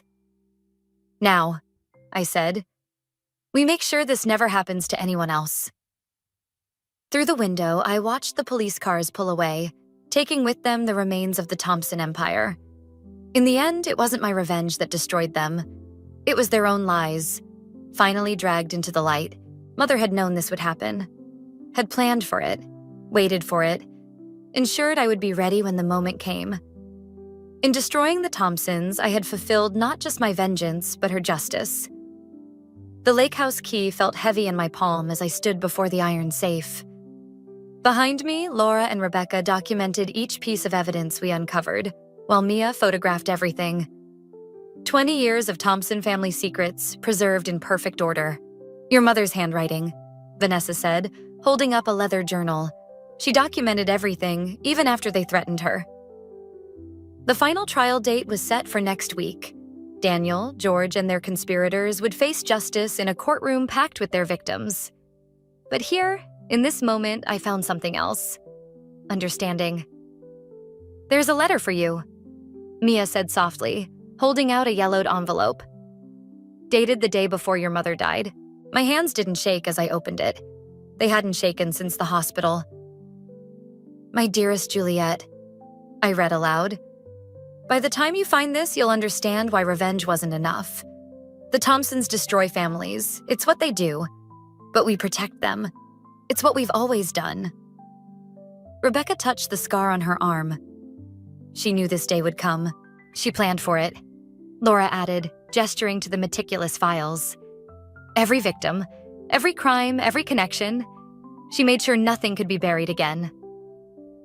The safe's final compartment contained a single photograph. My mother with Claire, standing before a building I recognized. The women's shelter where everything had ended and begun. "The property deed's in your name," Vanessa said, reviewing the documents. "Claire bought it years ago, left it in trust. Your mother's final note says, 'Some legacies are built on lies,'" I finished, remembering the words from my childhood. "Others on truth. Choose wisely." My phone buzzed. A message from Evelyn's lawyer. She'd agreed to testify against George and Daniel in exchange for a reduced sentence. Her statement began with an apology to my mother. "The shelter needs renovation," Laura said carefully. "And there are more women coming forward every day looking for help." I studied the photograph again. My mother and Claire hadn't just left me money or evidence, they'd left me purpose. "Start the paperwork," I told Vanessa. "The inheritance, the property, everything, it goes to establishing a foundation for families destroyed by men like the Thompsons." "And Daniel?" Mia asked. The newspaper on the table showed his latest court appearance. He looked small now, ordinary. The monster who'd haunted my life reduced to a man in handcuffs. "He can live with the truth," I said. "It's a harsher sentence than any court could give him." Rebecca picked up another file. "There are other companies like Thompson Enterprises, other families hiding similar secrets. Then we'll find them." The certainty in my voice surprised even me. That's what Mother would have wanted. Not just revenge, revolution. The lake house windows reflected the setting sun, painting the room in shades of amber and shadow. In that light, I could almost see my mother standing there, planning this moment, ensuring her daughter would have the strength to finish what she started. "The contractors can start Monday," Laura said, already making calls. "We'll need offices, counseling spaces, security systems. And a library," I added, thinking of all the stories yet to be told. Every shelter needs a library. The last document in the safe wasn't evidence or legal papers. It was a simple note in my mother's hand. "Remember, darling, the strongest walls aren't built with stone, but with truth. Build something that lasts." Outside, Mia's camera captured the final rays of sunlight striking the lake. Soon, this peaceful place would transform into a sanctuary for others like us, survivors turning their pain into power. "Ready?" Rebecca asked, holding the last box of evidence. I locked the empty safe, pocketing both keys, the iron one from Evelyn and the golden one my mother had left behind. Different keys, different legacies, both leading to the same truth. Sometimes justice wears the face of vengeance, but healing wears the face of hope. "Ready," I said, and stepped into the fading light, leaving the shadows of the Thompson legacy behind. The lake house would tell new stories now. Stories of women rising from ashes, of families rebuilding from ruins, of truth emerging from darkness. My story, our story, was just the beginning.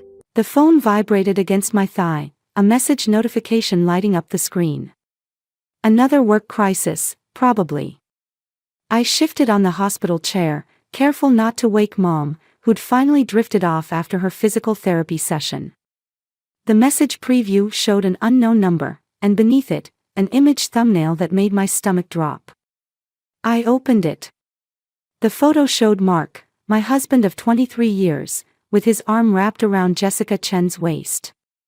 They were at what looked like a hotel bar, her head tilted back in laughter, his lips pressed against her neck.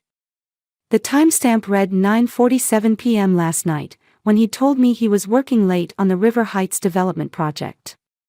My name is Cecilia, and until this moment, I thought I knew what betrayal felt like. You deserve to know. He's planning to leave you for her. The message beneath the photo was stark, unsigned. The steady beep of Mom's heart monitor filled the silence as I stared at the screen, my hands trembling. I zoomed in on the image, searching for signs of manipulation, desperate to find evidence that this was some cruel joke. But the details were crisp, undeniable: the familiar gray suit he'd worn to work yesterday, Jessica's signature red lipstick, the genuine intimacy of their embrace. "Mom," I whispered, needing someone to talk to, even though I knew she couldn't respond properly since her stroke. Her eyes remained closed, face peaceful in sleep, unaware of how my world was crumbling. My phone buzzed again. "Mark, meeting running late." don't wait up. I typed and deleted responses 5 times before settling on, everything okay? Just busy. Jessica and I are finalizing the investor presentation. Jessica and I. The casual mention of her name made bile rise in my throat. I wanted to vomit, to scream, to forward him the damning photo. Instead, I wrote, okay. Love you. He didn't reply. A nurse entered, checking Mom's vitals. Mrs. Walker, you should head home, get some rest. We'll take good care of your mother tonight. I nodded, gathering my things on autopilot. The drive home was a blur of street lights and racing thoughts. 23 years of marriage. A son in college. A life built together, brick by brick. And now this. The house was dark when I arrived. I stood in our kitchen, surrounded by the evidence of our shared life, family photos on the fridge, the coffee maker Mark had given me for Christmas, the calendar marked with our upcoming anniversary dinner. My phone buzzed. A text from Liam, our son, everything okay, Mom? You usually call on Thursdays. God, Liam. How would this affect him? I pressed my palms against the cool granite countertop, steadying myself. Just tired, sweetie. How's classes? Good. Dad sent me extra money for books yesterday. Pretty generous, like $2,000. Weird timing since semester just started, but I'm not complaining. $2,000. The number hit me like a physical blow. I opened our joint account app, scrolling through recent transactions. There it was, not just the transfer to Liam, but a pattern of large withdrawals over the past 3 months. Money being moved to accounts I couldn't access. He wasn't just having an affair. He was preparing for something bigger. The garage door hummed to life, and headlights swept across the kitchen windows. Mark was home. I quickly closed the banking app and wiped my eyes, wondering if he'd be able to see the devastation on my face, wondering if he'd even care enough to look. The door opened, and his footsteps approached. I gripped the counter harder, my wedding ring pressing painfully into my finger. Hey, he said, dropping his keys on the counter. You're up late. I turned to face him, studying the man I thought I knew. How was your meeting? He loosened his tie, not quite meeting my eyes. Productive. We're making good progress. I bet you are, I thought, watching him pour himself a glass of water, acting like everything was normal. Like he hadn't just been caught in the act of destroying our family. That's good, I said, my voice steady despite the storm raging inside me. I'm glad you and Jessica work so well together. He paused, just for a fraction of a second, before responding. Yeah, she's good at what she does. I smiled, tasting blood where I'd bitten the inside of my cheek. I'm sure she is. 3 days of watching, waiting, pretending. Every morning I kiss Mark goodbye like nothing's changed. Every night I lie beside him, counting his breaths, wondering if he dreams of her. The space between us grows wider with each passing hour. Rachel stirs her coffee, watching me from across the cafe table. Have you confronted him about the photo? What's the point? My fingers trace the rim of my untouched latte. He'll deny it, like he denies everything else. You need proof, Cecilia. Real proof, not just a photo from an anonymous source. I pull out my phone, opening the banking app. Look at this. 3 separate transfers last month, $50,000 each. The money's going somewhere, and it's not just to Liam anymore. Rachel leans forward, squinting at the screen. Jesus. That's not pocket change. And there's more. I swipe through my photo gallery, showing her pictures I've taken of Mark's recent credit card statements. Hotel charges. Expensive restaurants. All on days he claimed to be working late. With Jessica. Who else? The bitterness in my voice surprises even me. She's 28, Rachel. 28. I was managing diapers and midnight feedings at her age. My phone buzzes. It's the hospital. Mom's having a difficult morning. I gather my things, but Rachel catches my wrist. Don't do anything rash. Let me help you figure this out. I'm fine. I'm not fine. Nothing is fine. At the hospital, I find Mom agitated, trying to speak but producing only frustrated sounds. The nurse explains she's been like this all morning. I sit beside her, holding her hand, wishing she could tell me what to do like she used to. My phone chimes with a text from Mark, working from home today. Important calls. I respond with a simple, okay, while opening the tracking app one installed on his phone last night. The blue dot shows him at the Meridian Hotel downtown. Working from home indeed. The nurse touches my shoulder. Mrs. Walker, your mother's trying to say something. Mom's eyes are focused on me, really seeing me for the first time in days. She manages 2 clear words, not right. What's not right, Mom? She gestures weakly at my face, at my phone, at everything. Him, not right. My throat tightens. Even in her condition, she knows. She sees. Another text arrives, this time from Liam. Mom, what's going on? Dad's acting weird. He asked me not to mention the money he sent to you. I stare at the message, my hands shaking. Mark is covering his tracks, using our son as a shield. The rage that's been building inside me threatens to explode. I'll be right back, Mom. I step into the hallway, dialing Liam's number. Hey, sweetie. Mom, are you and Dad okay? Everything's fine. The lie tastes like ash. Why do you ask? He called me this morning, asking weird questions about our conversations. About money. He seemed nervous. I press my forehead against the cool hospital wall. Liam, I need you to trust me right now. Don't tell your father anything else about our conversations, okay? A long pause. Mom, you're scaring me.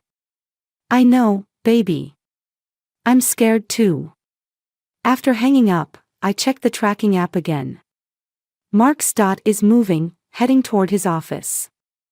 I open my laptop, logging into his email account using the password I discovered last night.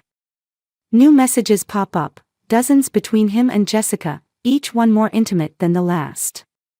The latest email makes my blood run cold. Everything's arranged. The papers will be ready next week. She won't see it coming. Papers. He's planning to blindside me with divorce papers while he's been systematically draining our accounts. Mom's monitor starts beeping rapidly. Nurses rush in as she becomes more agitated, trying to speak, trying to warn me about something I already know. I stand in the doorway, watching them calm her down, feeling a strange sense of clarity wash over me. Mark thinks I won't see it coming. He thinks I'm still the trusting wife, the devoted mother, the dutiful daughter. He's about to learn how wrong he is. I pull out my phone and text Rachel, you're right. I need proof. And I know exactly how to get it. The bank statement trembles in my hands as I sit in my parked car outside Mark's office building. $200,000, transferred yesterday to an account I've never seen before. Not just draining our savings anymore, he's mortgaged the house. My house. The home where I raised our son. My phone rings. It's Sandra from accounting at Mark's company, returning my call. I shouldn't be telling you this, she whispers, but Jessica's been promoted to partner. The paperwork went through last week. Mark pushed it through personally. Partner. My voice sounds distant, hollow. She's been there less than a year. There's more. They're launching a new development project together. Just the two of them. The budget is. She pauses. It's substantial. The pieces click together. Our money, his secret account, Jessica's sudden promotion. They're not just having an affair, they're building their future with my past. I end the call and check the tracking app. Mark's dot shows him in the conference room. Perfect. I grab my laptop bag and head inside, nodding to the security guard who's known me for years. Mrs. Walker. Haven't seen you in ages. Just bringing Mark some documents he forgot. The elevator rides feels endless. My heart pounds as I approach his office, but his assistant's desk is empty, lunch break. I slip inside, plug a small device into his computer, and wait the excruciating 30 seconds while it copies his hard drive. Voices in the hallway. I recognize Jessica's laugh. The divorce papers are ready, Mark says. Once they're filed. I duck into his private bathroom, leaving the door cracked. They enter his office. She suspects nothing. Jessica's voice drips with satisfaction. She's too busy with her mother to notice anything. By the time she figures it out, everything will be in place. And Liam? He'll understand eventually. Kids are resilient. I bite my knuckles to keep from screaming. Through the crack, I watch Jessica perch on Mark's desk, her skirt riding up as she crosses her legs. We should celebrate, she purrs. The Meridian, tonight? Can't. Cecilia's mother has some medical thing. I have to make an appearance. You won't have to keep up appearances much longer. Their kiss makes me gag. When they finally leave, I retrieve my device with shaking hands. At home, I pore through the copied files. Emails, contracts, bank statements, the evidence of their betrayal laid bare in pixels and PDFs. They've been planning this for months. The new development project is their escape route, funded partly with my money. My phone buzzes. The hospital. Mrs. Walker, your mother's had another episode. She's asking for you. I find Mom agitated again, but her eyes are clear when I enter.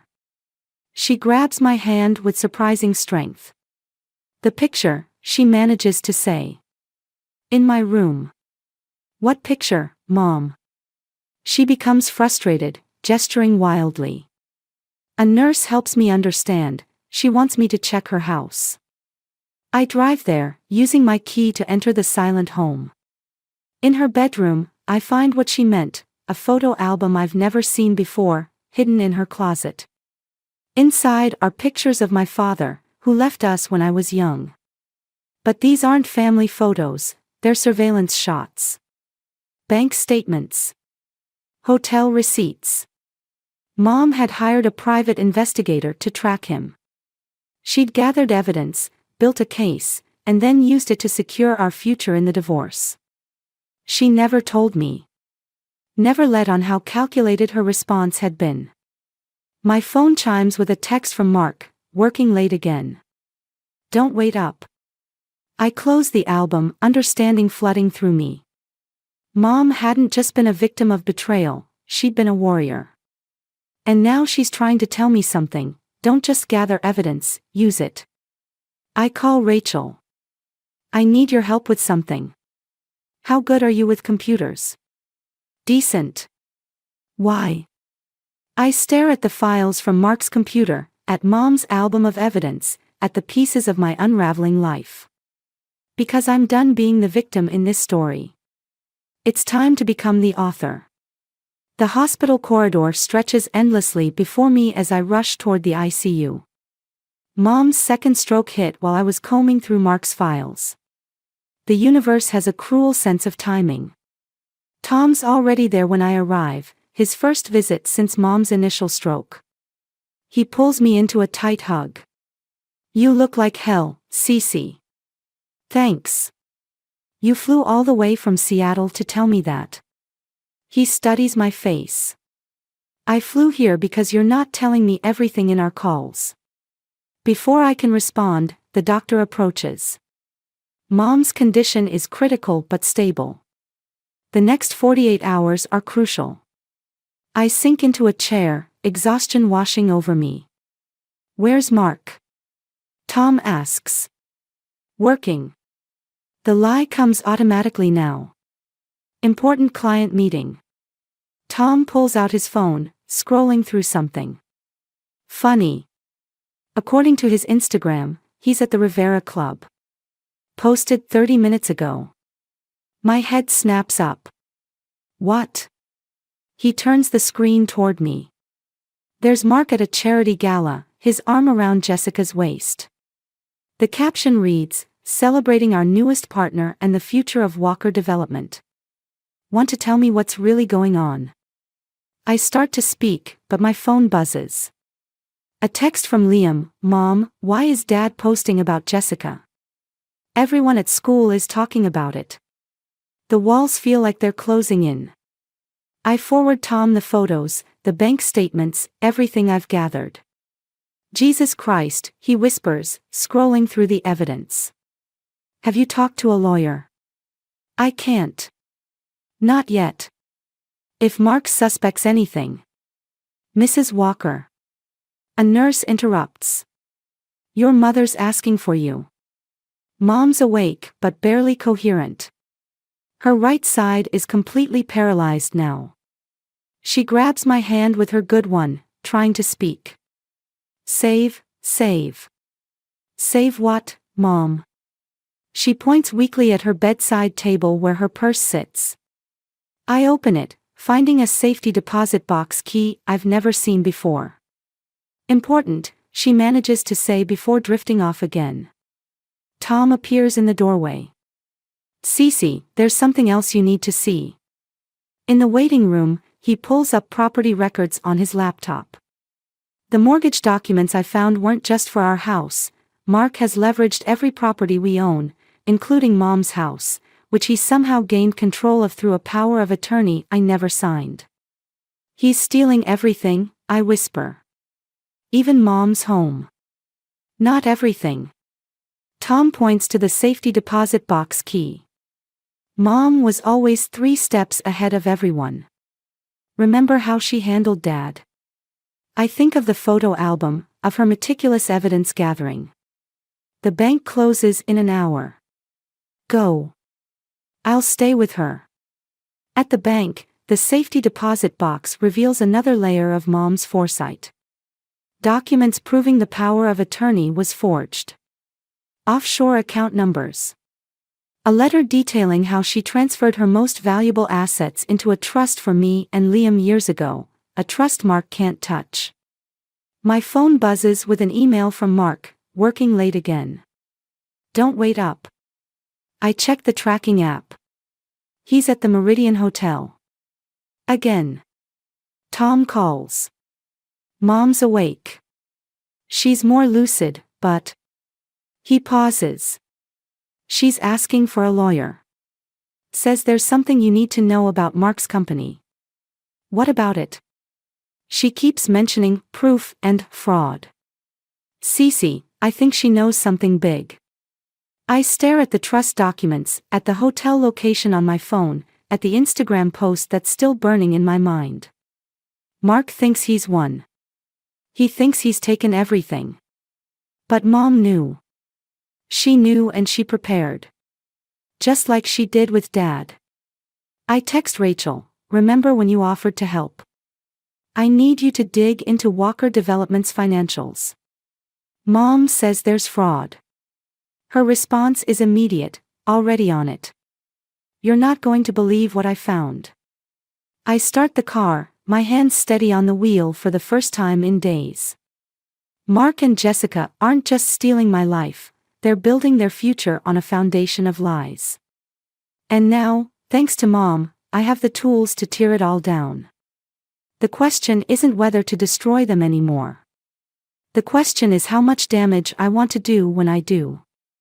Rachel's forensic analysis of Walker Development's financials fills my laptop screen. Shell companies. Falsified permits. Investor funds redirected through offshore accounts. The corruption runs deeper than I imagined. Mark's not just cheating on you, Rachel says through the phone. He's cheating everyone. I scroll through the documents, my hands trembling. And Jessica? She's been helping him hide the money. That's why he made her partner. She knows where all the bodies are buried. The tracking app shows Mark's dot moving toward the Meridian Hotel again. I grab my keys. Cecilia, wait. What are you doing? Getting proof. We already have proof. Not the kind I need. The hotel lobby is all marble and mirrors. I've never felt more invisible as I slip past the front desk, following the path I've memorized from Mark's previous visits. 23rd floor. Room 2312. Their voices carry through the door. I hold up my phone, recording. The SEC filing is complete, Jessica says. Once the merger goes through next week, the old accounts will be buried. And Cecilia? Mark's voice makes my skin crawl. The divorce papers are ready. By the time she figures out what happened to her mother's house, it'll be too late. My phone buzzes, Tom calling from the hospital. I silence it, pressing closer to the door. What about Liam? Jessica asks. He's young. He'll adjust. Besides, the money we're making will more than make up for. The elevator dings. I duck around the corner as an elderly couple passes. When I return, the voices have moved to the balcony. Through the gap in the curtains, I can see them, champagne glasses in hand. To us, Mark says, pulling Jessica close. And to never looking back. I take photos, my hands steady despite the rage building inside me. Then Jessica says something that stops my heart. Should we tell Liam about the baby? The phone slips from my grasp, clattering against the door. Inside, silence falls. I run. Down the emergency stairs, through the lobby, into my car. My phone won't stop buzzing, Tom, Rachel, even Liam. I ignore them all, driving until I reach Mom's house. The living room is dark, filled with memories of a life Mark is trying to steal. I sink onto the couch, finally checking my messages. Tom, Mom's awake. She's asking for you. It's important. Rachel, found something big. Call me now. Liam, Mom, what's going on? Dad just called about some trust fund.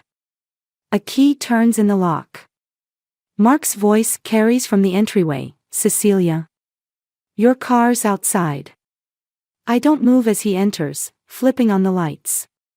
He freezes when he sees me. What are you doing here? He asks. Remembering. I hold up my phone, playing the recording from the hotel. His face drains of color. It's not what you think. Congratulations, I cut him off. On the baby. On the merger. On thinking you could steal my mother's house while she's dying in the hospital. He takes a step forward. Let me explain. I found Mom's safety deposit box. I watch his expression shift. And Rachel found your offshore accounts. Whatever you think you know. I know everything, Mark. Every lie. Every theft. Every betrayal. I stand, surprisingly calm. The only question is, what am I going to do about it? His mask slips, revealing something ugly beneath. You'll do nothing. You can't prove anything without implicating yourself in corporate espionage. Maybe. I move toward the door. But I learned something from my mother. Sometimes losing everything is worth it to destroy someone who deserves it. Don't threaten me, Cecilia. It's not a threat. I turn back, meeting his eyes. It's a promise. You took my marriage, my home, my trust. Now I'm going to take everything from you. His laugh is cold. You don't have it in you. I think of Mom's photo album, of her meticulous revenge against Dad. Of Jessica's hand on her stomach, of Liam's confusion, of 23 years of lies. Watch me. The SEC documents feel heavy in my hands as I sit in Jessica's office, waiting. Rachel's analysis proved what Mom had suspected. Mark and Jessica have been running a Ponzi scheme through Walker Development for years. The evidence could destroy them both. The door opens. Jessica freezes when she sees me. Security, she starts to call out. Is busy dealing with a situation in the parking garage. I gesture to the chair across from me. Sit down. She remains standing, one hand protectively over her stomach. How did you get in here? The same way I got into your email. Your offshore accounts. Your little love nest at the Meridian. I spread the documents across her desk. You've been busy. Whatever you think you know. I know everything. I tap the top document. Including what really happened to the River Heights investor funds. Her composure cracks. Mark handled those accounts. And you helped him hide the money. Just like you helped him try to steal my mother's house while she was dying. That's not, she stops, studying my face. What do you want? Originally. Revenge. But now. I stand, moving closer. Now I want justice. For what? Your failed marriage. That's hardly my fault. For the families you and Mark defrauded. For my son, whose trust fund you emptied. For my mother, whose house you tried to steal. My phone buzzes, Tom calling from the hospital again. I ignore it. You're bluffing, Jessica says. You can't prove anything without implicating yourself. Maybe. But I've already sent copies to the SEC, the FBI, and every major news outlet in the city. I check my watch. They should be arriving right about. Her computer chimes with incoming emails. Her face pales as she reads. You're going to destroy everything, she whispers. No. You and Mark did that yourselves. The office door bursts open. Mark storms in, face contorted with rage. What have you done? What you taught me to do. I hold up my phone, showing the trending news alert about Walker Development's fraudulent activities. I learned from the best. You stupid bitch. He grabs my arm. Do you have any idea what you've cost us? Mark, stop, Jessica steps forward, but he shoves her back. Everything we built. You built nothing, I snap. You stole. You lied. You. The slap catches me off guard, sending me stumbling into the desk. Papers scatter across the floor. Security. Jessica screams. My phone buzzes again. Tom. This time I answer. Mom's crashing, he says. You need to get here now. The world stops.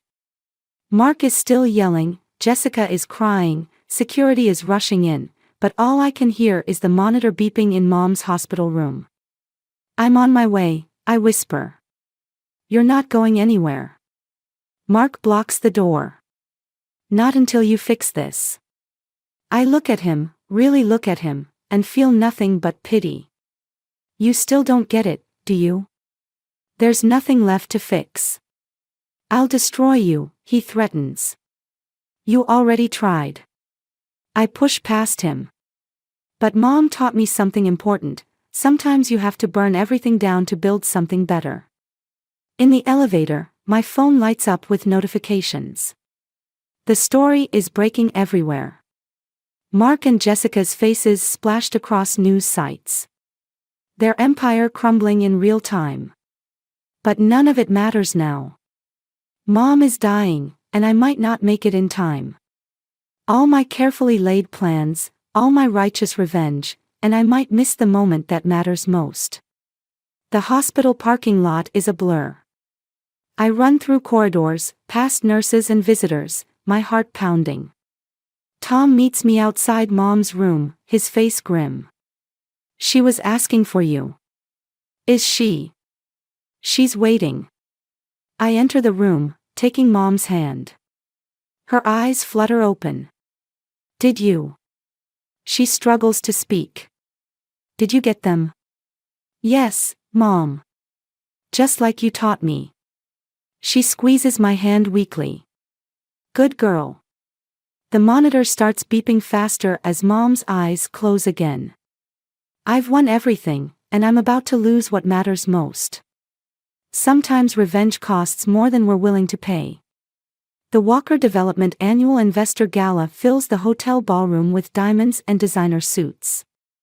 I adjust my black dress, feeling the USB drive press against my ribs from its hidden pocket. 20 years of attending these events as Mark's wife, and finally, I'm here for myself. Mark spots me from across the room, his face darkening.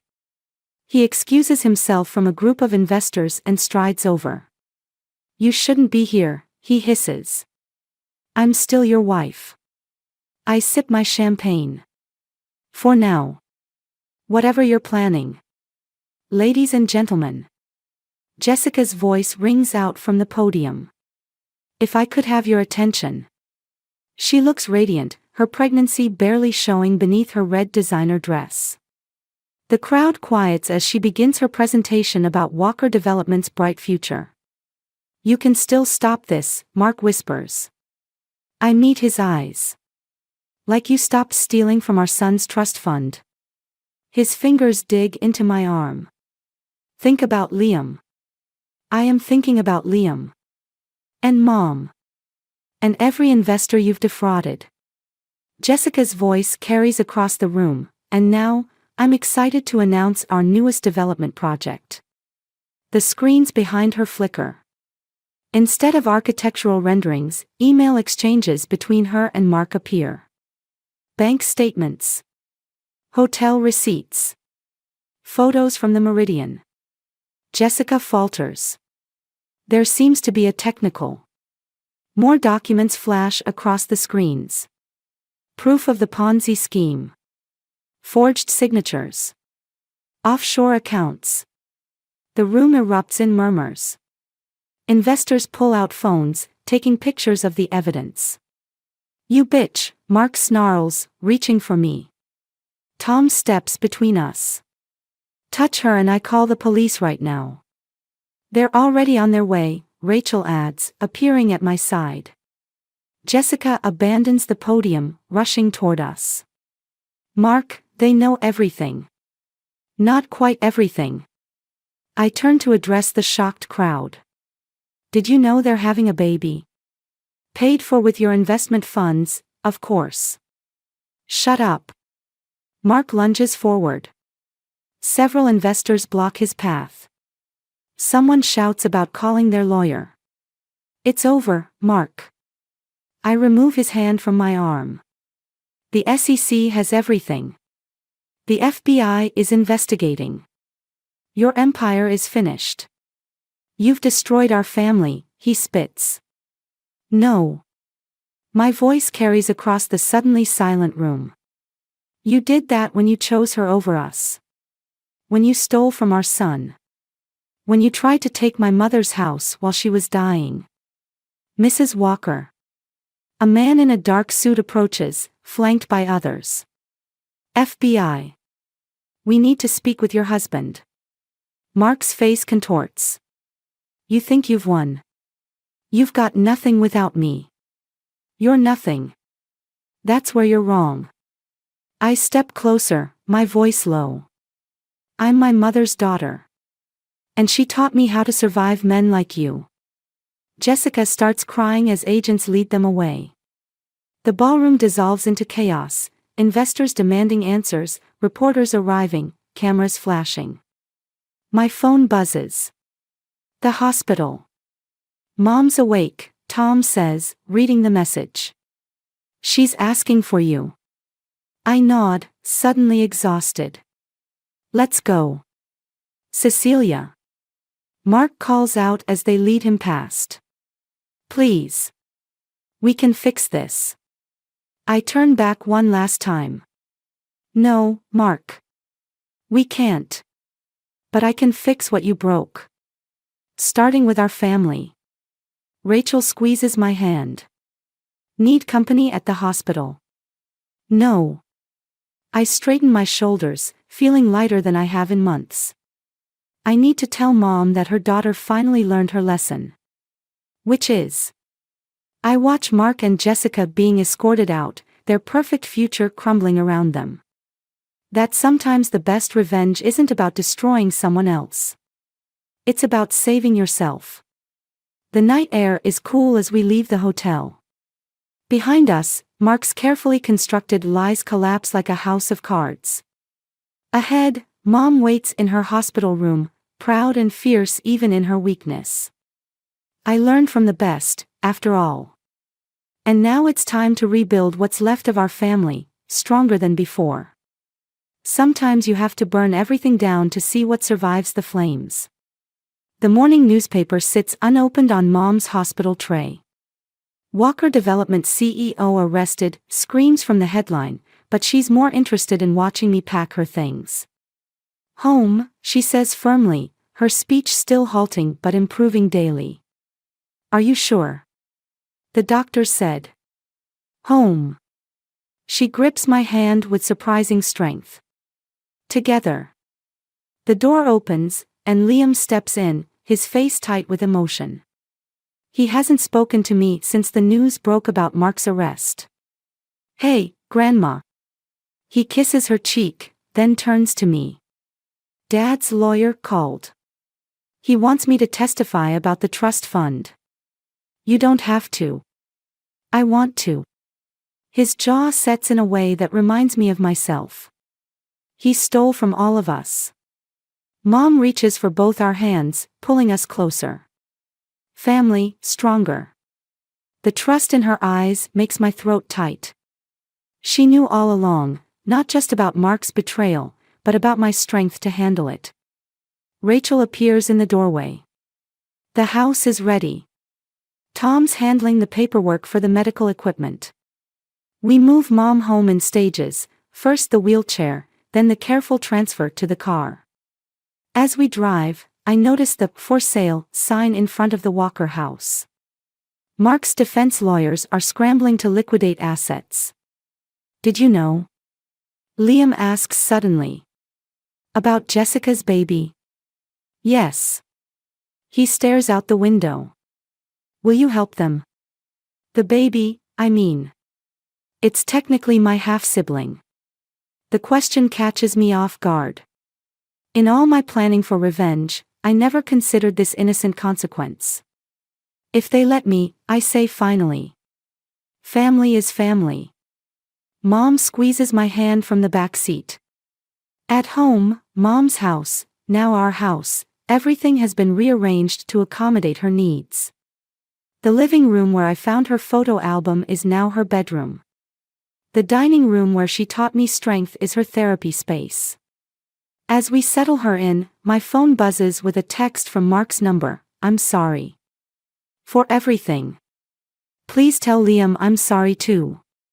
I show Liam the message. He reads it, then deletes it. Some things can't be fixed with sorry, he says.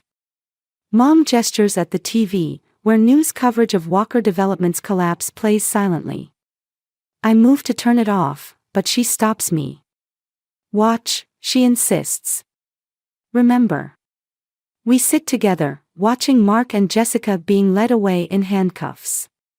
The reporters talk about millions in stolen funds, years of fraud, lives destroyed by greed.